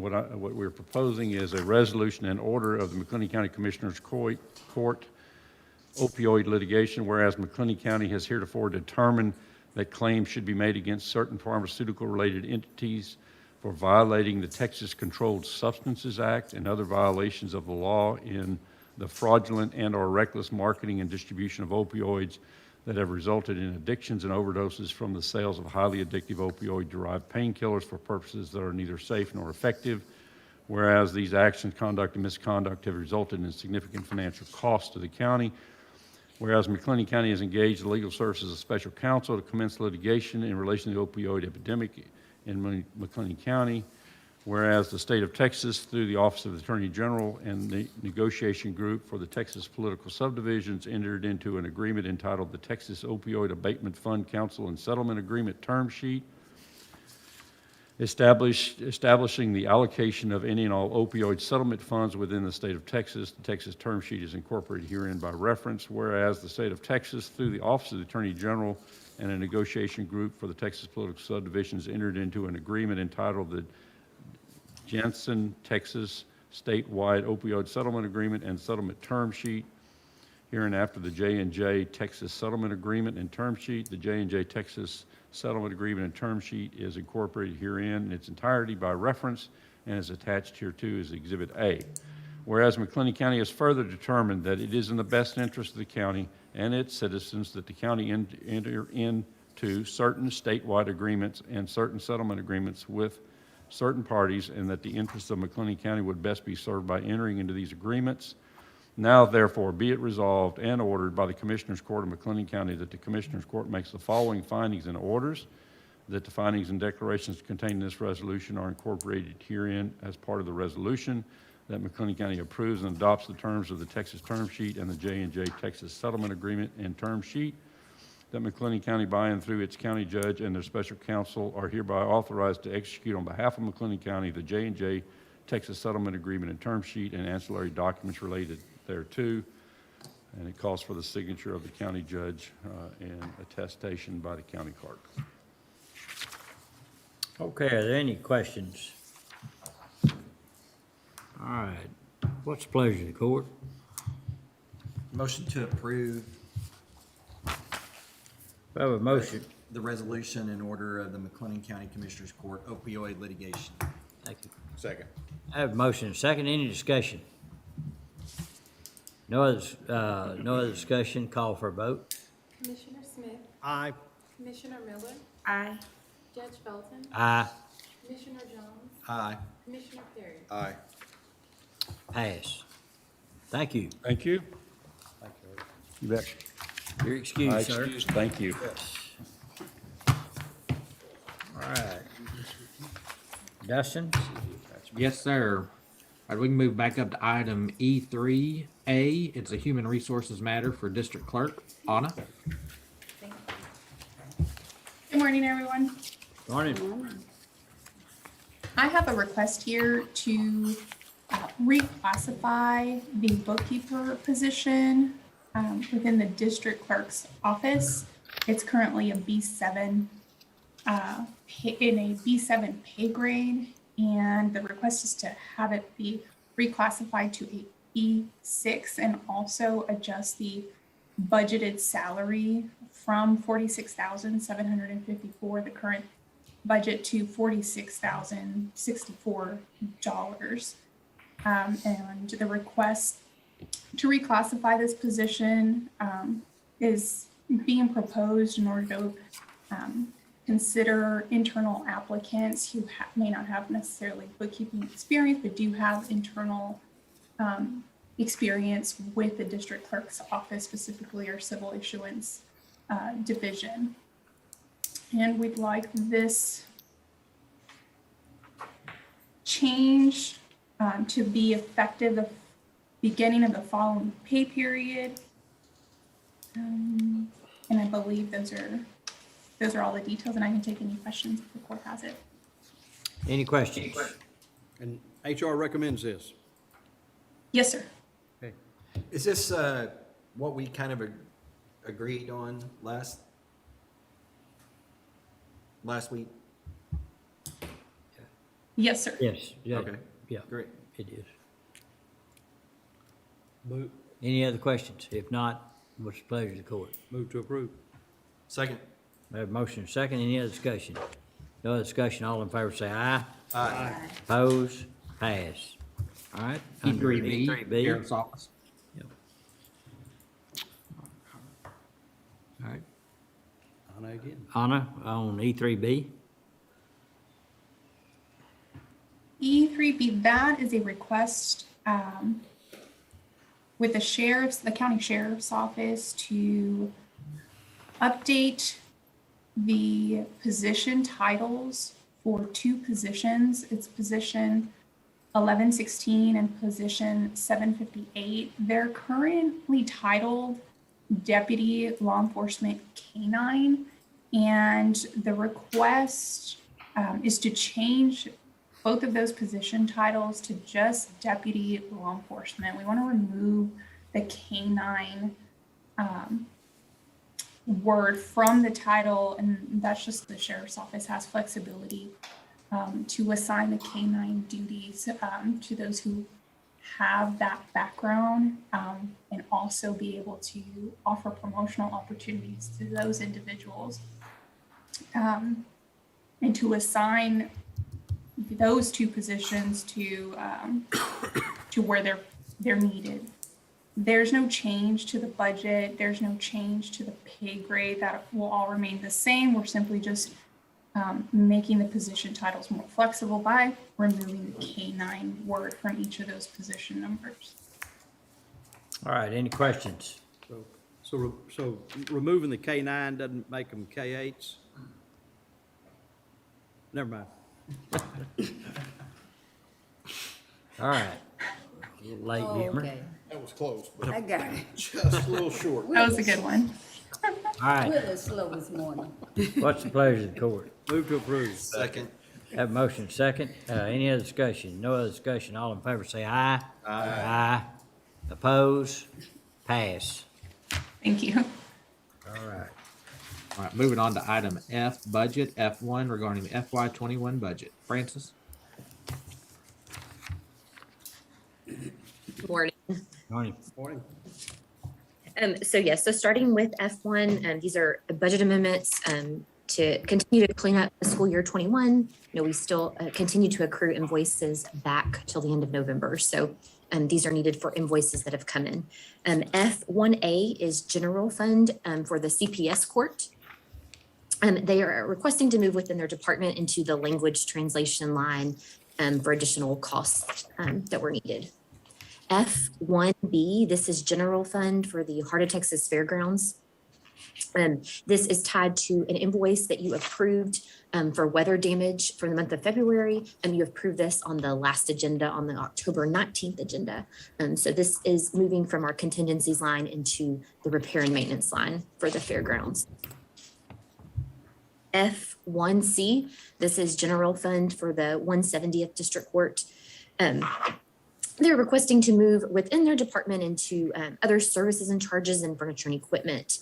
And this is for postage cost for fiscal year 21, as well as some computer equipment that was ordered and received in that fiscal year.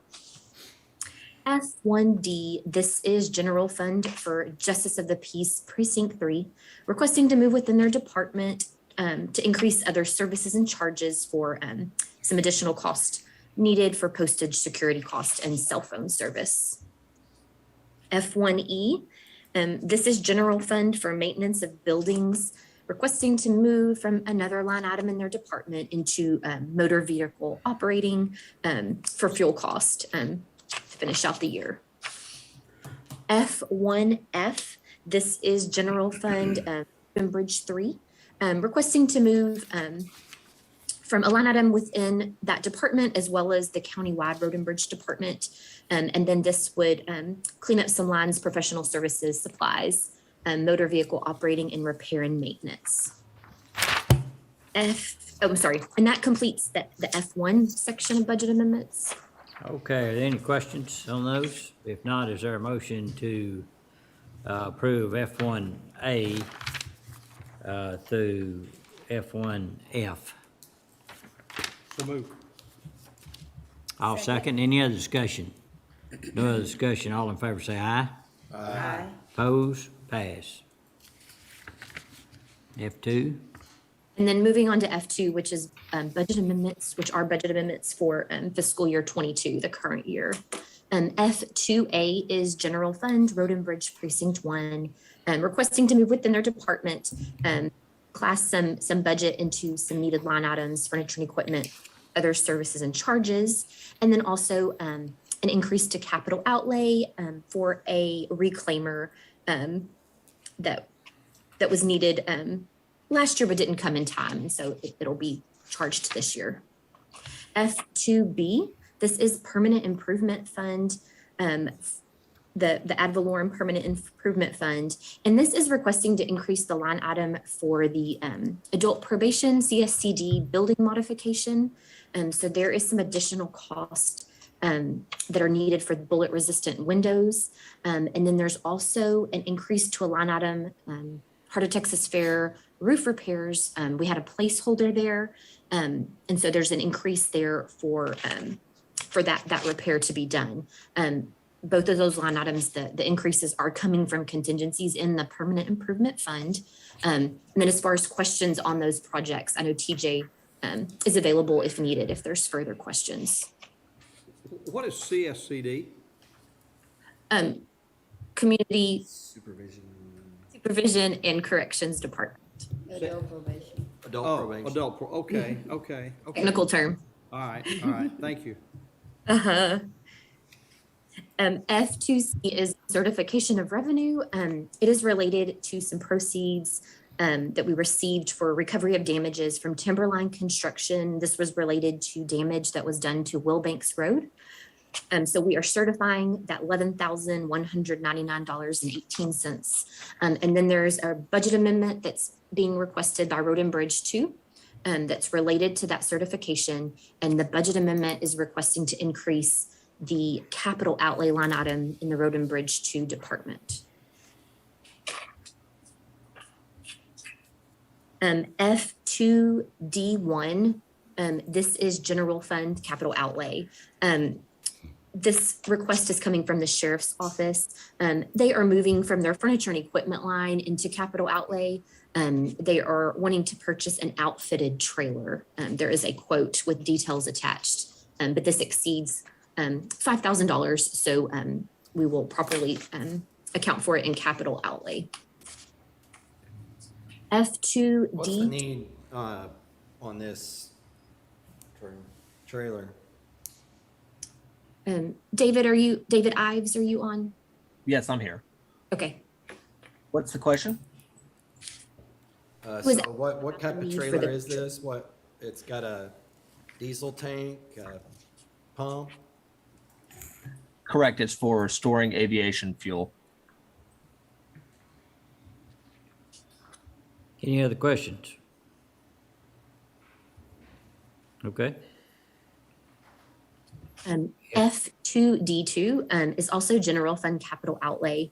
This is a request that's coming from contingencies and is related to audio, video, and control systems for the new County Court at Law 2 courtroom that is on the 4th floor of the courthouse. There is a quote attached, and I know IT as well can answer any questions about the details of that purchase if needed. F2E, this is general fund for our countywide department. There is a requested increase to furniture and equipment for the purchase of the AEDs, which you approved and discussed on the last agenda.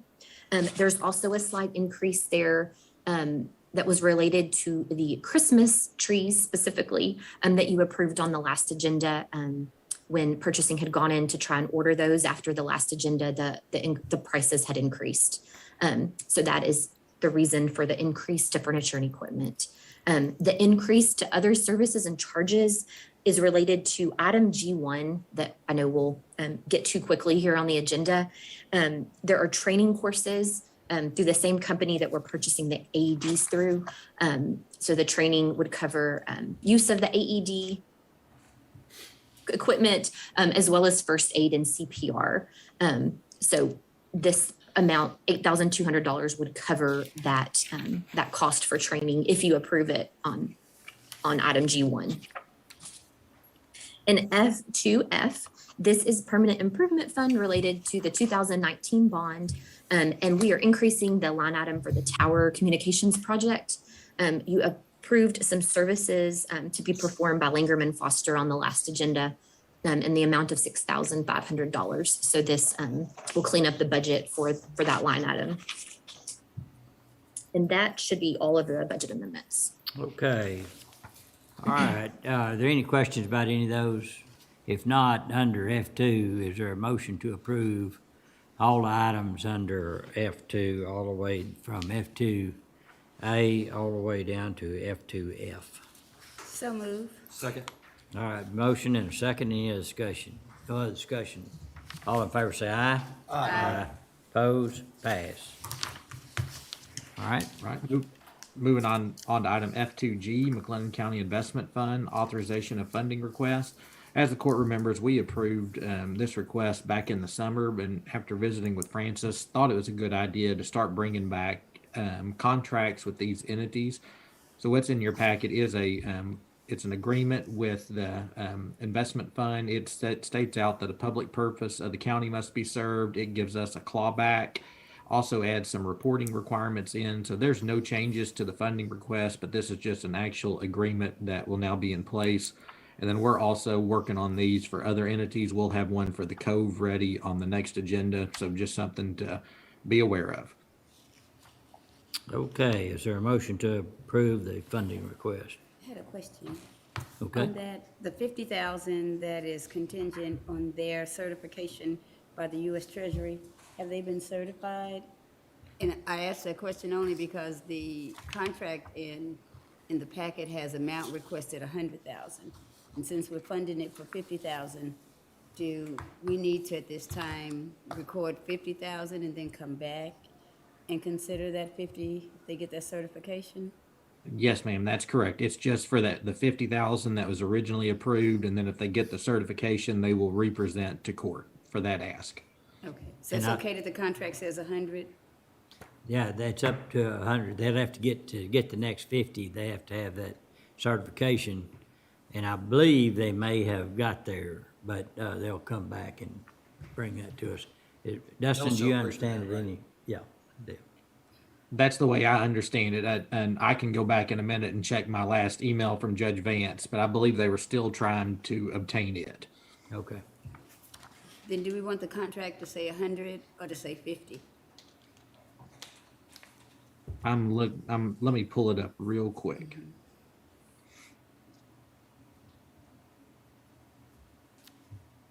Judge, if we want to come back to it, it'll take me a second to be able to pull it up and look at it. All right, let's hold item F2G. Going to item F2H, authorization of Texas Association of Counties claim deductible invoices. This is the TAC invoice totaling $1,128.70 for a claim related to John Harrington. And also under F2H is another one under the same claim of $1,471.20. And then on item F2H is a claim for $180 related to John Tyler. Any questions about those? Those are I'm ongoing. curious why one guy is getting 2 claims paid out. Is that, Well, I'm under the understanding that it's an ongoing deal and we're just paying them as we get billed on them. That's correct. So the law firm, it's the Tom Brandt's firm that's handling both of these. Both of them are jail matters, but the John Harrington one, it's ongoing, and they submit 60 or 90-day status reports to TAC. And then as TAC gets those in the billings, then they invoice us on the deductible payment. thank you. Yes, sir. All right, any other questions? Knowing that, I would make a motion to approve F2H1, F2H2, and F2H3. Second. Motion been made, second, any other discussion? No other discussion, all in favor say aye. Aye. Opposed, pass. Under G is bids, RFPs, and RFQs. Under G1 is authorization to quote for cardio partners. This is automated external defibrillators, training.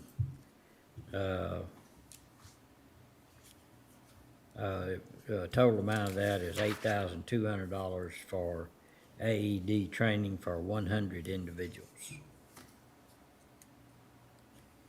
What's the pleasure of the court? Motion to approve. Second. Have a motion second. Any other discussion? No other discussion, all in favor say aye. Aye. Opposed, pass. Under G2 is authorization recommendation for bid 21.013. It's McLennan County Road and Bridge, Precinct 4, 300-foot radio tower and equipment building in McGregor. Dustin, you have anything to add to that? I think it's, Sorry, Judge, I'm jumping back over to it. okay.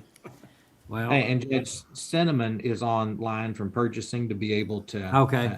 give their recommendation. all right, Martin Cinnamon, can you give a recommendation on this?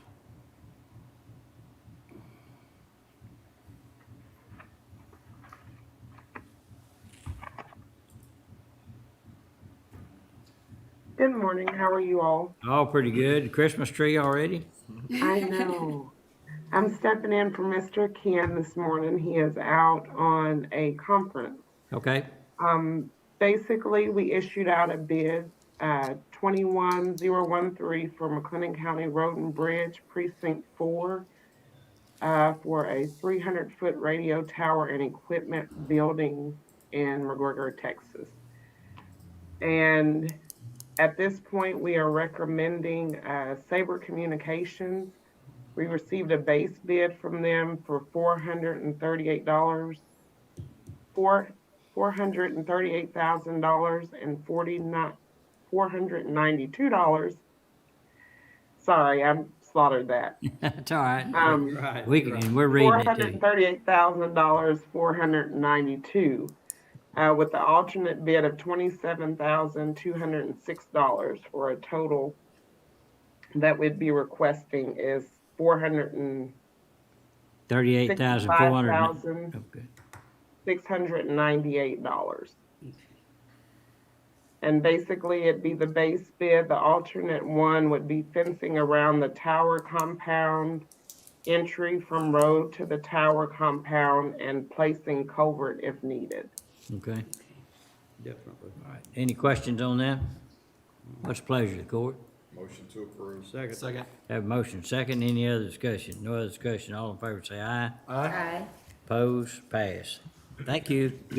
Thank you. Under Judge, item, we can, yeah, go ahead.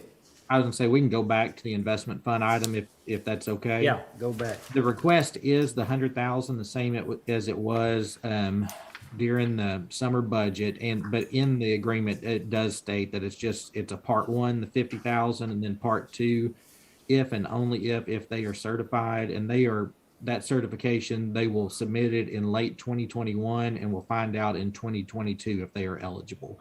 So I believe we are okay with the contract as written, since it does specify that initial 50,000. Any other questions? Is there a motion to approve? So moved. Second. Have a motion second. Any other discussion? No other discussion. All in favor say aye. Aye. Opposed, pass. All right, under H, under contracts, interlocal agreements, and memorandums of understanding, under H1, authorization of memorandum of understanding for a collaborative partnership for learning and enrichment and internship. We have, under H1 is an arrangement with the Moody Independent School District. Major Armstrong, you on? Okay. And Judge, this is similar to what we did with Conley ISD before. Okay. It's a partnership and it's really an internship program through these school districts with the sheriff's office. And H1B is the same agreement with University High School. Okay. All right, any questions about that? If not, is there a motion to approve H1A and H1B? So moved. Second. Have, motion second, any other discussion? No other discussion, all in favor say aye. Aye. Pose, pass.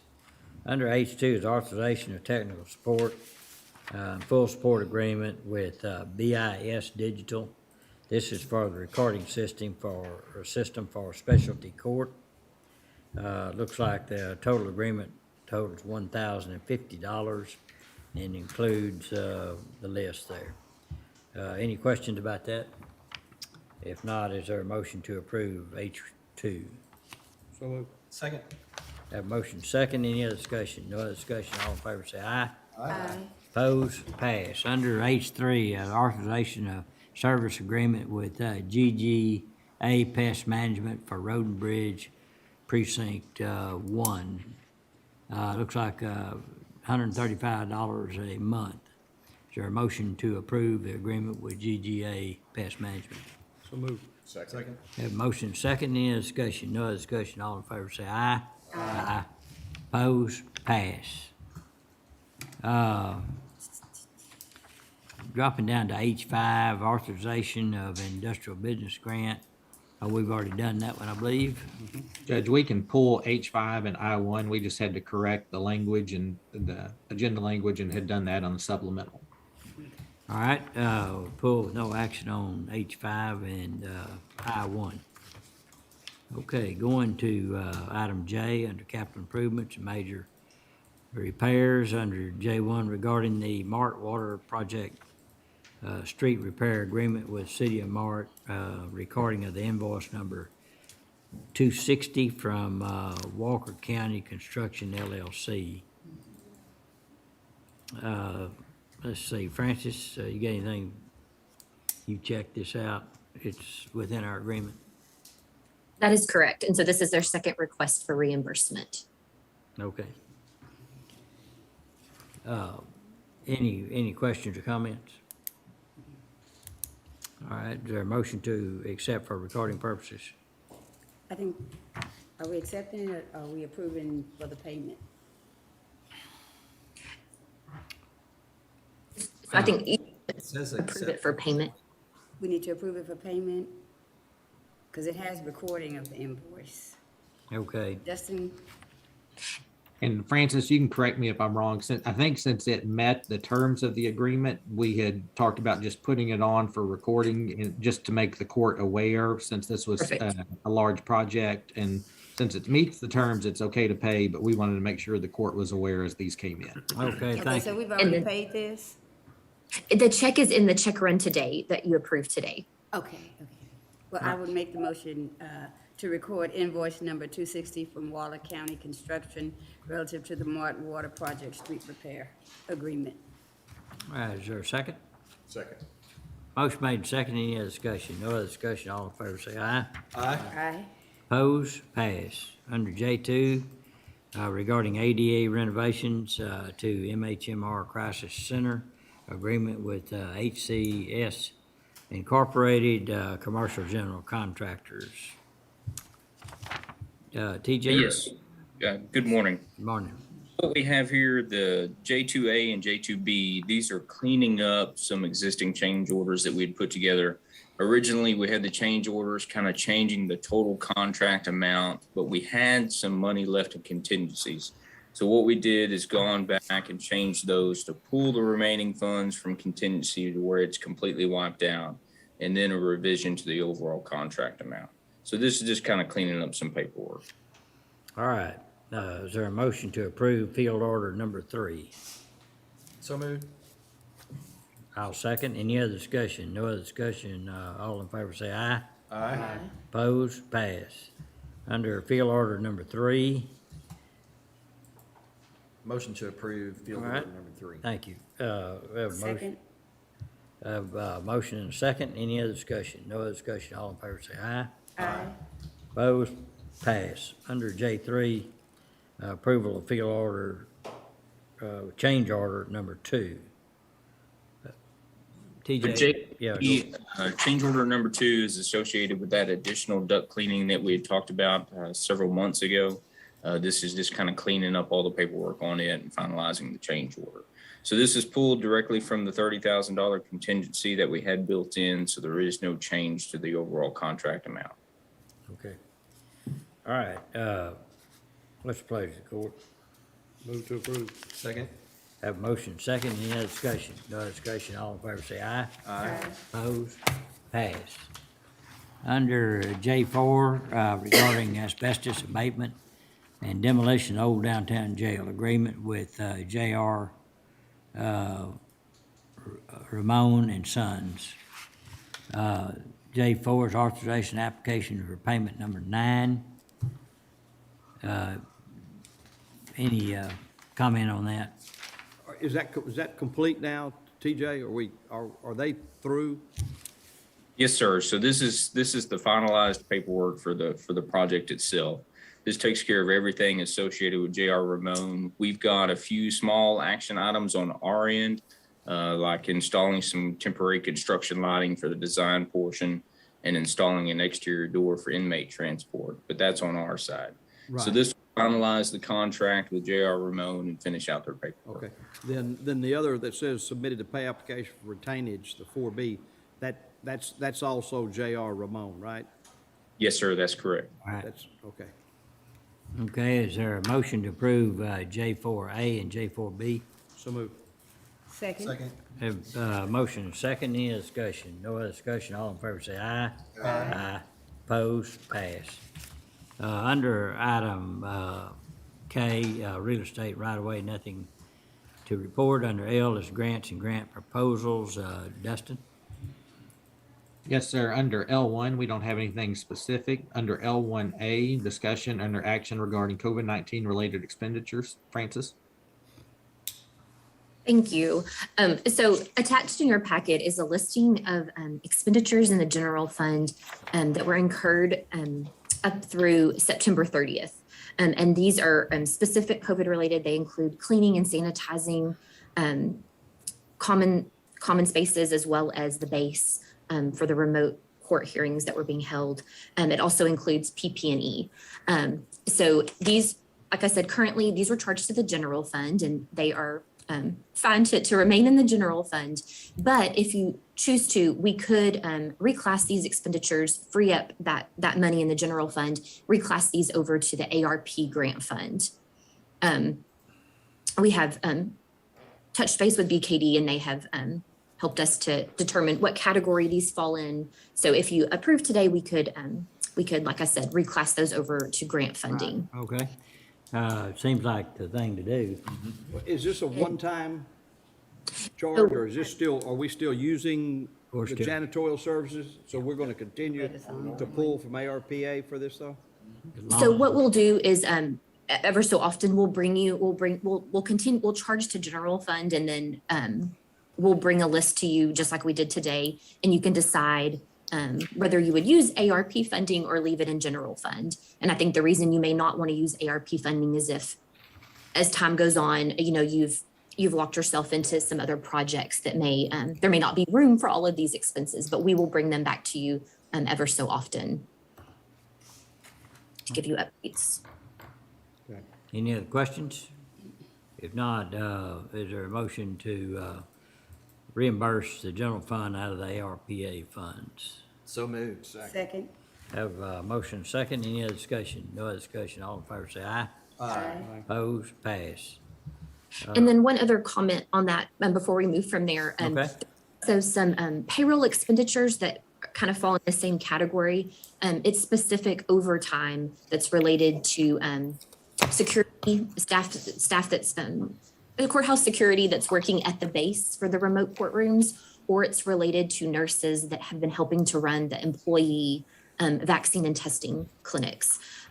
So we are still working on our final payroll accrual for the last fiscal year. But as soon as that's complete, it's not a whole lot. It's probably roughly $15,000. But we can bring that to you just like we did for this and have you approve that on the Okay. following agenda. How often are we utilizing the base right now? Dustin? It's basically, Just Mondays? it's basically every week. There are some off weeks where there is no trial or things have settled, but we were back in there the week after the fair. We had to help make arrangements, and TJ had helped go over and help get it back set back up quickly after the fair. So there was that gap there during the fair, but it's something it's being utilized pretty frequently, and John's working with them, with Jason and Wes on dates to move into next year. Judge Menard has requested them to look at the base from January through June, I believe. So we have no inclination at all of a timeline as far as moving back to our normal operations. It depends on those Supreme Court and OCA orders that we get. And so the hope is that things continue to improve and start getting back to normal, but they're planning on potentially through next June utilizing the base. Oh, wow. So I heard that there was a possibility that the Supreme Court could have there's speculation that there might be a new order in January. Good, I hope they do. Yeah. Okay, all right, thank you, Francis. Under L1B, discussion or action regarding APRA funding for Friends for Life. That was a request that was in. I think BKD's reviewed that. And so, Dustin, you were recommending maybe approach on some of these. Yeah, so we were thinking, Judge had asked us to go in detail with BKD over that request. So we got some more information from Friends for Life, and it is one that would qualify. They can specifically have the calculation for how much funding that they lost during the pandemic. And so BKD said that's great backup documentation. So we were thinking maybe if the court's okay, don't have to act on this one today because we don't have the subrecipient agreement on, but maybe package some of these nonprofits together, have BKD do a final review, and then present those to court, hopefully on November 16th, along with subrecipient agreements. That's, because that was my concern. If we get these one at a time. One at a time. This is gonna be chaotic. Yeah. And so, Hey, Dustin, one of the things I Even if think we have that's to wait. part of what we requested from BKD was to solicit information as it pertains to the location of these nonprofits, and if they have applied within the incorporated area also for funding. And so is this a matching amount that someone else is going to match, or is this in its entirety and they were denied request from the incorporated area? We will find that out, Commissioner.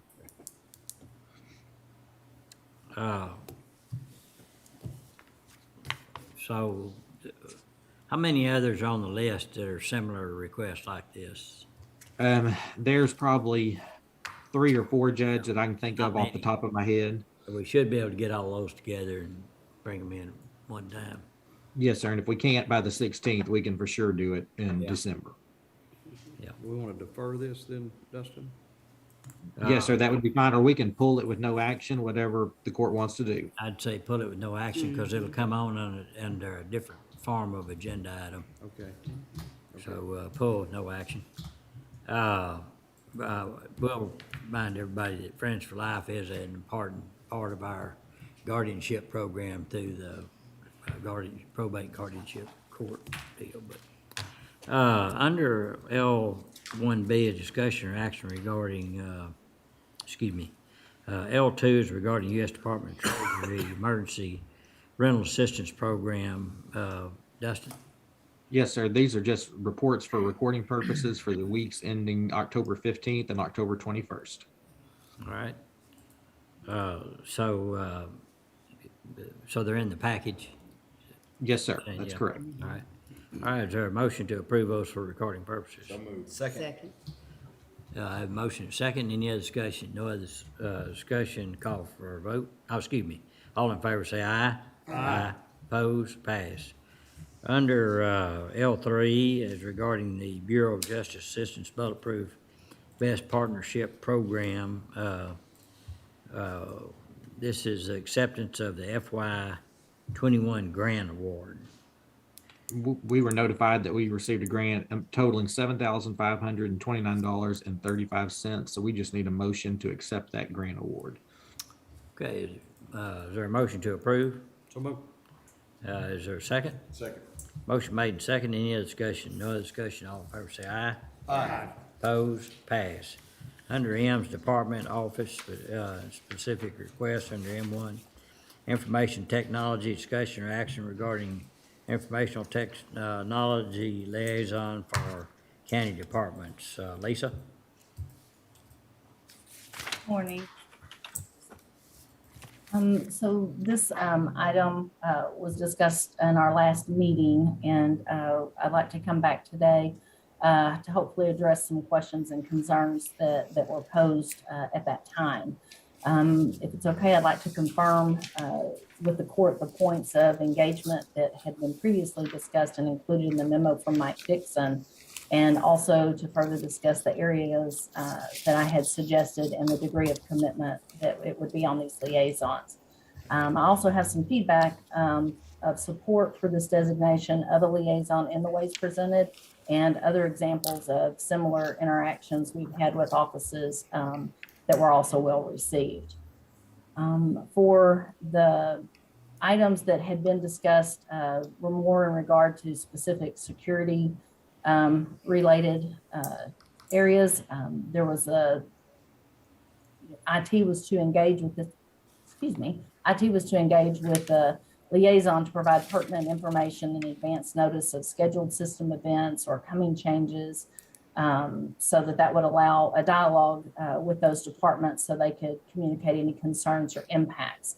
The hope was to provide a greater buy-in and understanding with those departments. We also feel that having a liaison that's going to be committed to reading our IT correspondence and taking that information back to management would be very helpful. This would include notices for updates, maintenance, responses needed, and that sort of thing. We would also rely on these designees to help us ensure that cybersecurity training is completed. The bulk of this work is going to remain on IT. We organize that, get the communications out at the point where we are ending that training period and we need some assistance in picking up any staff that are lacking in completing that. We would communicate at that time to help pick them up, and so we expect that to be very minimal. The other area discussed was that to allow for more peer-related support with inside an office, that we may provide additional training for these liaisons. Again, I expect this to be very minimal, and it's really just to kind of give them a better understanding and build their confidence and knowledge in security awareness, so that when they're engaging within their own office, they're more comfortable with that. This would help them to look at the security practices in their area and, note improvements, within those departments and reduce the risks if they're found present. This could be in reviewing emails, the headers, if they see people charging personal devices or leaving their stations unlocked, things like this, just to kind of improve that awareness from within and improve those behaviors to reduce risk to our network. Okay, thank you. Okay. Any questions, anybody? I would just have a comment. I think I was the one that raised questions last time, and Lisa, unfortunately, she was on vacation to her benefit. I'm glad she was. But she and I had a visit. I think she addressed my concerns, and I feel comfortable. Very quickly, concerns was that all the officials and department heads were on board and agreed with this concept, and that we would give it a review at some point, at least in a year's time, to make sure we weren't unduly burdening people in the different departments or offices. And then finally, if there are additional training that's going to be required of people, that it'll come through the Commissioners Court for their approval. Good. So those were the areas. Good points. I agree with that. Like anything that we try, we do need to come back and inspect what we expect. And so, be it time and a year's probably fine with that. Commissioner? Well, I had a question. I think large departments that have a large number of staff and they could afford to have someone to be a liaison to IT. I'm looking at smaller departments. For instance, I'm looking at mine, because all I have is LaTronda. And so I'm wondering how much time, because I'm not gonna appoint any road and bridge person. So how much time are we talking about? How many meetings are we talking about? Because a lot of things that we want the liaison to do is already done through the computer. As far as if you don't take the training, that's already assessed in the system. And you get reminders. By the way, I'm gonna take my training. I got a reminder. But I'm just afraid that, especially smaller departments, we're gonna bog somebody down. And a lot of things that we're asking liaisons to do, IT staff is already doing. And so it would have to be a very small amount of time. Are we talking about a monthly meeting? Are you talking about a weekly meeting? Are you talking about a quarterly meeting? Because LaTronda has a whole lot of work to do. She doesn't have time to go to a whole lot of meetings for something that's already being done through the system. Yeah, yes, ma'am. And we absolutely will take that under consideration. We do not want to do anything that's going to interfere with those responsibilities, within the department. The bulk of the work will be on IT. It's really just kind of reaching out for pertinent communications, and maybe, occasionally we need responses back, to kind of help us get those. I think some of the questionable areas, I say questionable, they were new, they weren't really discussed in advance. I did see an opportunity to maybe engage with the liaisons in this capacity. And you were correct in saying, I do have some good support from the larger departments in that way. They have more people to choose from. The smaller departments, it may be a little more difficult, but even in those smaller departments, the need for some of these additional actions should be pretty minimal. Some of the things we talked about or I posed would be annual reviews of our system permissions. In your offices in particular, many of your staff don't get on the computer. So that would be a very quick review for yourself and your assistant. And, other areas, data storage, management considerations, and disaster recovery planning. These are things that are currently IT initiatives. We have been trying to, coordinate visits with different departments in discussing these things. And in that respect, they're done one at a time, individual basis. And when decisions are being made, we need to continue to do it in that manner. But maybe some of the initial legwork, IT would provide those reports. We would compile the information, present them in an overview type way so that management could review this information, make some decisions. We can have discussions if necessary, bring that back, and IT makes any changes if needed. Once some of these initial actions are done, any return to reviewing that should be very minimal. We wouldn't expect to see much change. So we're gonna make this mandatory for departments, or can departments opt in or opt out? Well, I think if you're elected official, you have that option. Yeah. And so, I think that's why it's important to come back, and maybe we set that timeline for review a little quicker than a year. I was gonna say that I do support what she's trying to do, but I'd like to see it at 6 months because we want to make sure it's functional. Yeah. And so we'll need feedback from department heads and elected officials on how it's working. And I see some benefits in it, but I understand where you're coming from. Sometimes things that you think are simple and they just turn out to be, That's a lot of very- people. to- yeah, yeah, Yeah. tying up a lot. You know, and. Yes, sir. We and there's- definitely want to monitor that for growth. We don't want to overreach and move into areas that won't feel mutually beneficial. So I absolutely think that follow-up and evaluation would be a very good idea. And, we're just happy to, have this opportunity to have a liaison in this way. It hasn't been done before. So, we'll kind of have to figure it out as we go. And if it is burdensome in some ways and we need to trim back some of these communications, we absolutely understand that. How Okay. many times would they meet in 6 months? How many meetings you talking about having in 6 months? Well, I think it has to do with how many critical issues come up too, and updates that need to be given, so it'd be kind of hard. I'm not speaking for Lisa, but, 'Cause, we get updates every week. yeah, I mean, every day, Shaquinta's sending out an email or Lisa's sending out an yeah, email. yeah. And it's something we need to wrap up, and I understand that. But Yeah. in a perfect world, how many liaisons would there be if everybody participates and it's a perfect world?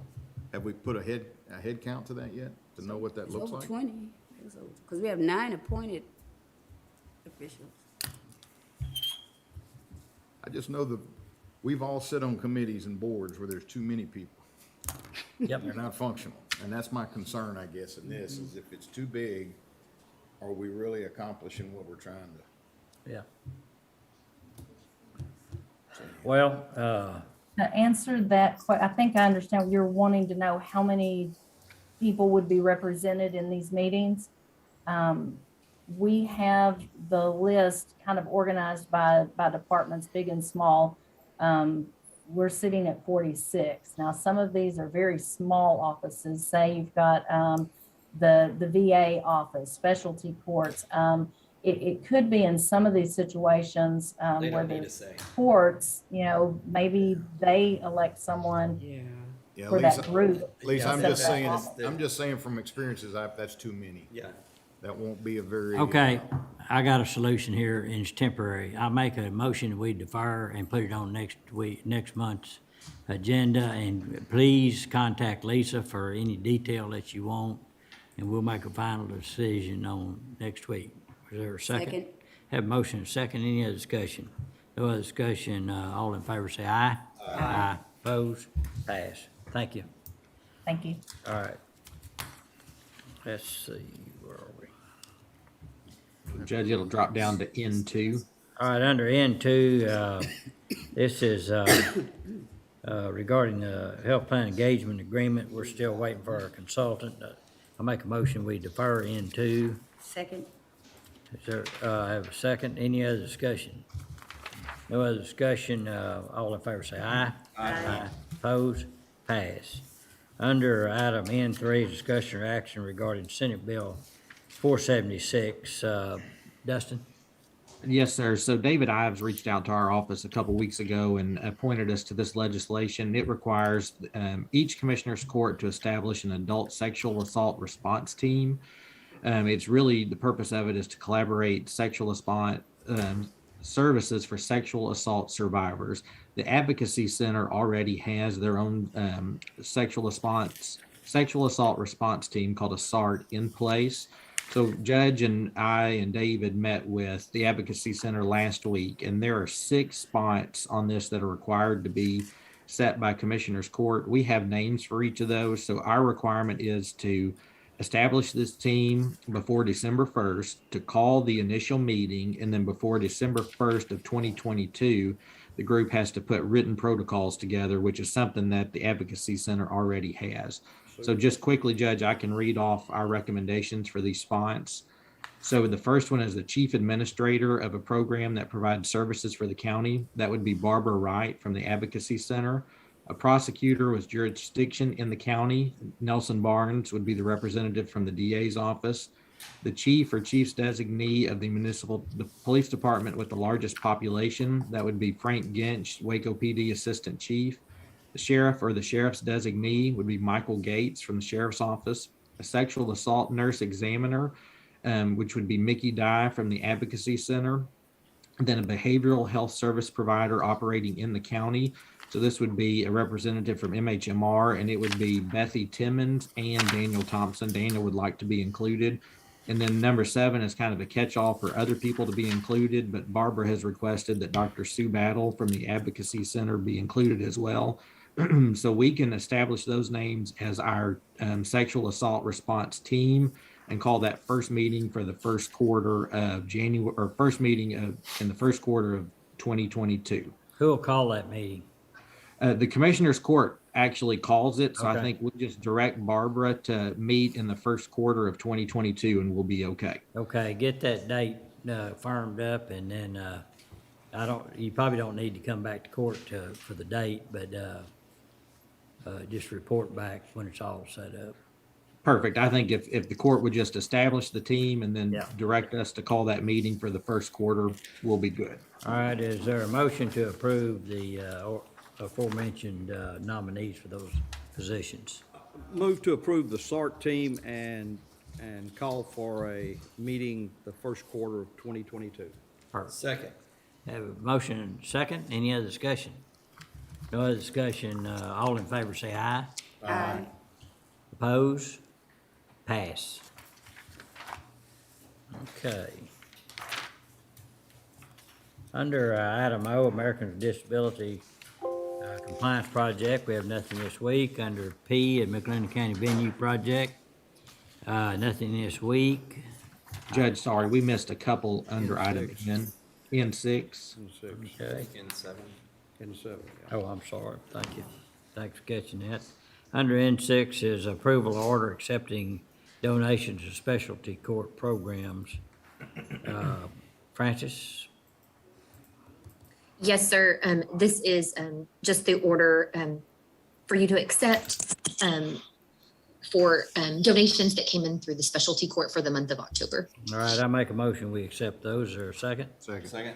Motion been made and second. Any other discussion? No other discussion. All in favor say aye. Aye. Opposed? Pass. Under N7, authorization of fixed asset transfer forms.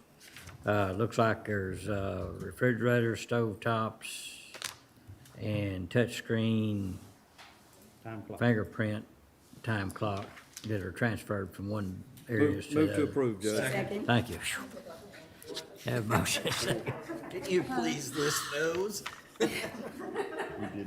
What are the serial numbers? We have a motion and a second. Any other discussion? No other discussion. All in favor say aye. Aye. Opposed? Pass. All right, what else? So Judge, that dropped us down to item Q. Under Q1s regarding Texas Department of Public Safety, RFP for development of radio tower and shelter. So Dustin? This is the RFP that DPS is going to use. It's actually a proposed RFP. It could change some, but the basics, the footprint of it shouldn't change much. We thought it was good for the court to record this, just to have it as part of our minutes, and we'll bring back a more final copy once we receive it. Okay, thank you. Is there a motion to accept for recording purposes? Motion to accept. Second. Motion been made second. Any other discussion? No other discussion. All in favor say aye. Aye. Opposed? Pass. And I think, Judge, yes. One other thing real quickly. Yeah. She said that we discussed N4 a good bit, but we didn't approve it. The Spaceport Development Corporation, I think we talked about it, but Did she we not doesn't. vote on We it? didn't vote. Oh, It doesn't I thought appear we we did. voted. Oh, we did. Smith, Jones. Smith made the motion, Jones made the You got it? second. No? Okay. She doesn't have it, that she counts. Okay, so I make a motion that we approve the list submitted by Dustin and Chris Collins for the board of directors and officers of the Spaceport Development Corporation. Second. Okay. Motion been made second. Any other discussion? No other discussion. All in favor say aye. Aye. Opposed? Pass. And then Judge, it should drop down to E1 on the supplemental. All right, under E1s regarding McLennan County Appraisal District Board of Directors, authorization regarding board selection. And what's the deadline on this? So Judge, it's a little complicated. There's been a change. It used to be December 15th, but evidently for some of the larger entities, the date is now the no later than the third day after the second open meeting after we receive the notice. So that's why we added it to the supplemental. Today's day one, today's the first open meeting. The 16th will be the second, and then we think it's due on November 19th. So we'll need to take action on the 16th. All right. Was that after the first full moon? I think so. Okay. Okay, all right. So we'll defer unless we want to take action now. Are we gonna change from how we did last year? This is who Are we we want. changing? We got what we got. My question is, do we know the number of votes it's gonna require to get the minimum number of votes? If we give him 833 votes, he's in. Yeah. Okay, that's And what then, I'm and then, wondering. and then we can split the others, if we want to, between, Mildred Watkins, who's already in, and Scott Salmons or somebody, whatever y'all. He would love that. Yeah. It's just a complimentary. Here you go. Just a ceremonial board, isn't it? Yeah, except for the, How many did we give Mildred last year? she went in with, enough votes without us. She had She's already got several school districts. She'll end up getting the most She's the votes top. this year Yeah. already. Yeah, she gets La She Vega, gets more than Conley, anybody. McGregor. Yeah. Yeah. Well, can we go ahead and vote on it then, Dustin? If Yes, sir. Y'all, ready? we can vote today and submit if you're ready. And what's the cutoff number you said, Judge? 9:38? 833? We get 933 votes. Yeah, that's how many we. So typically over 800 is a guarantee get in, so that's why he was saying 833. I was just trying to make it easy. Make it easy, Judge. All right, I'll make the motion to make it easier. I move that we allow 833 of our votes to go to Commissioner Ben Perry, 50 to go to Mildred Watkins, and the other 50 go to Scott Salmons. Second. We have a motion and a second, Mildred's gonna and a be discussion. okay? Huh? Mildred's gonna be okay? Oh, yeah. She'll end up with the most votes. Okay.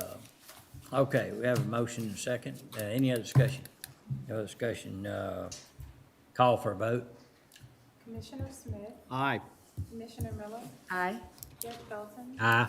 Commissioner Jones, Aye. Commissioner Perry. Aye. Pass. Under, I think that's all the action items, and I don't have anything for work session. Anything else to come before the court? Dustin, Mercedes, we clear on everything? I think we're good, Judge. All right, thank y'all very much. We will stand adjourned.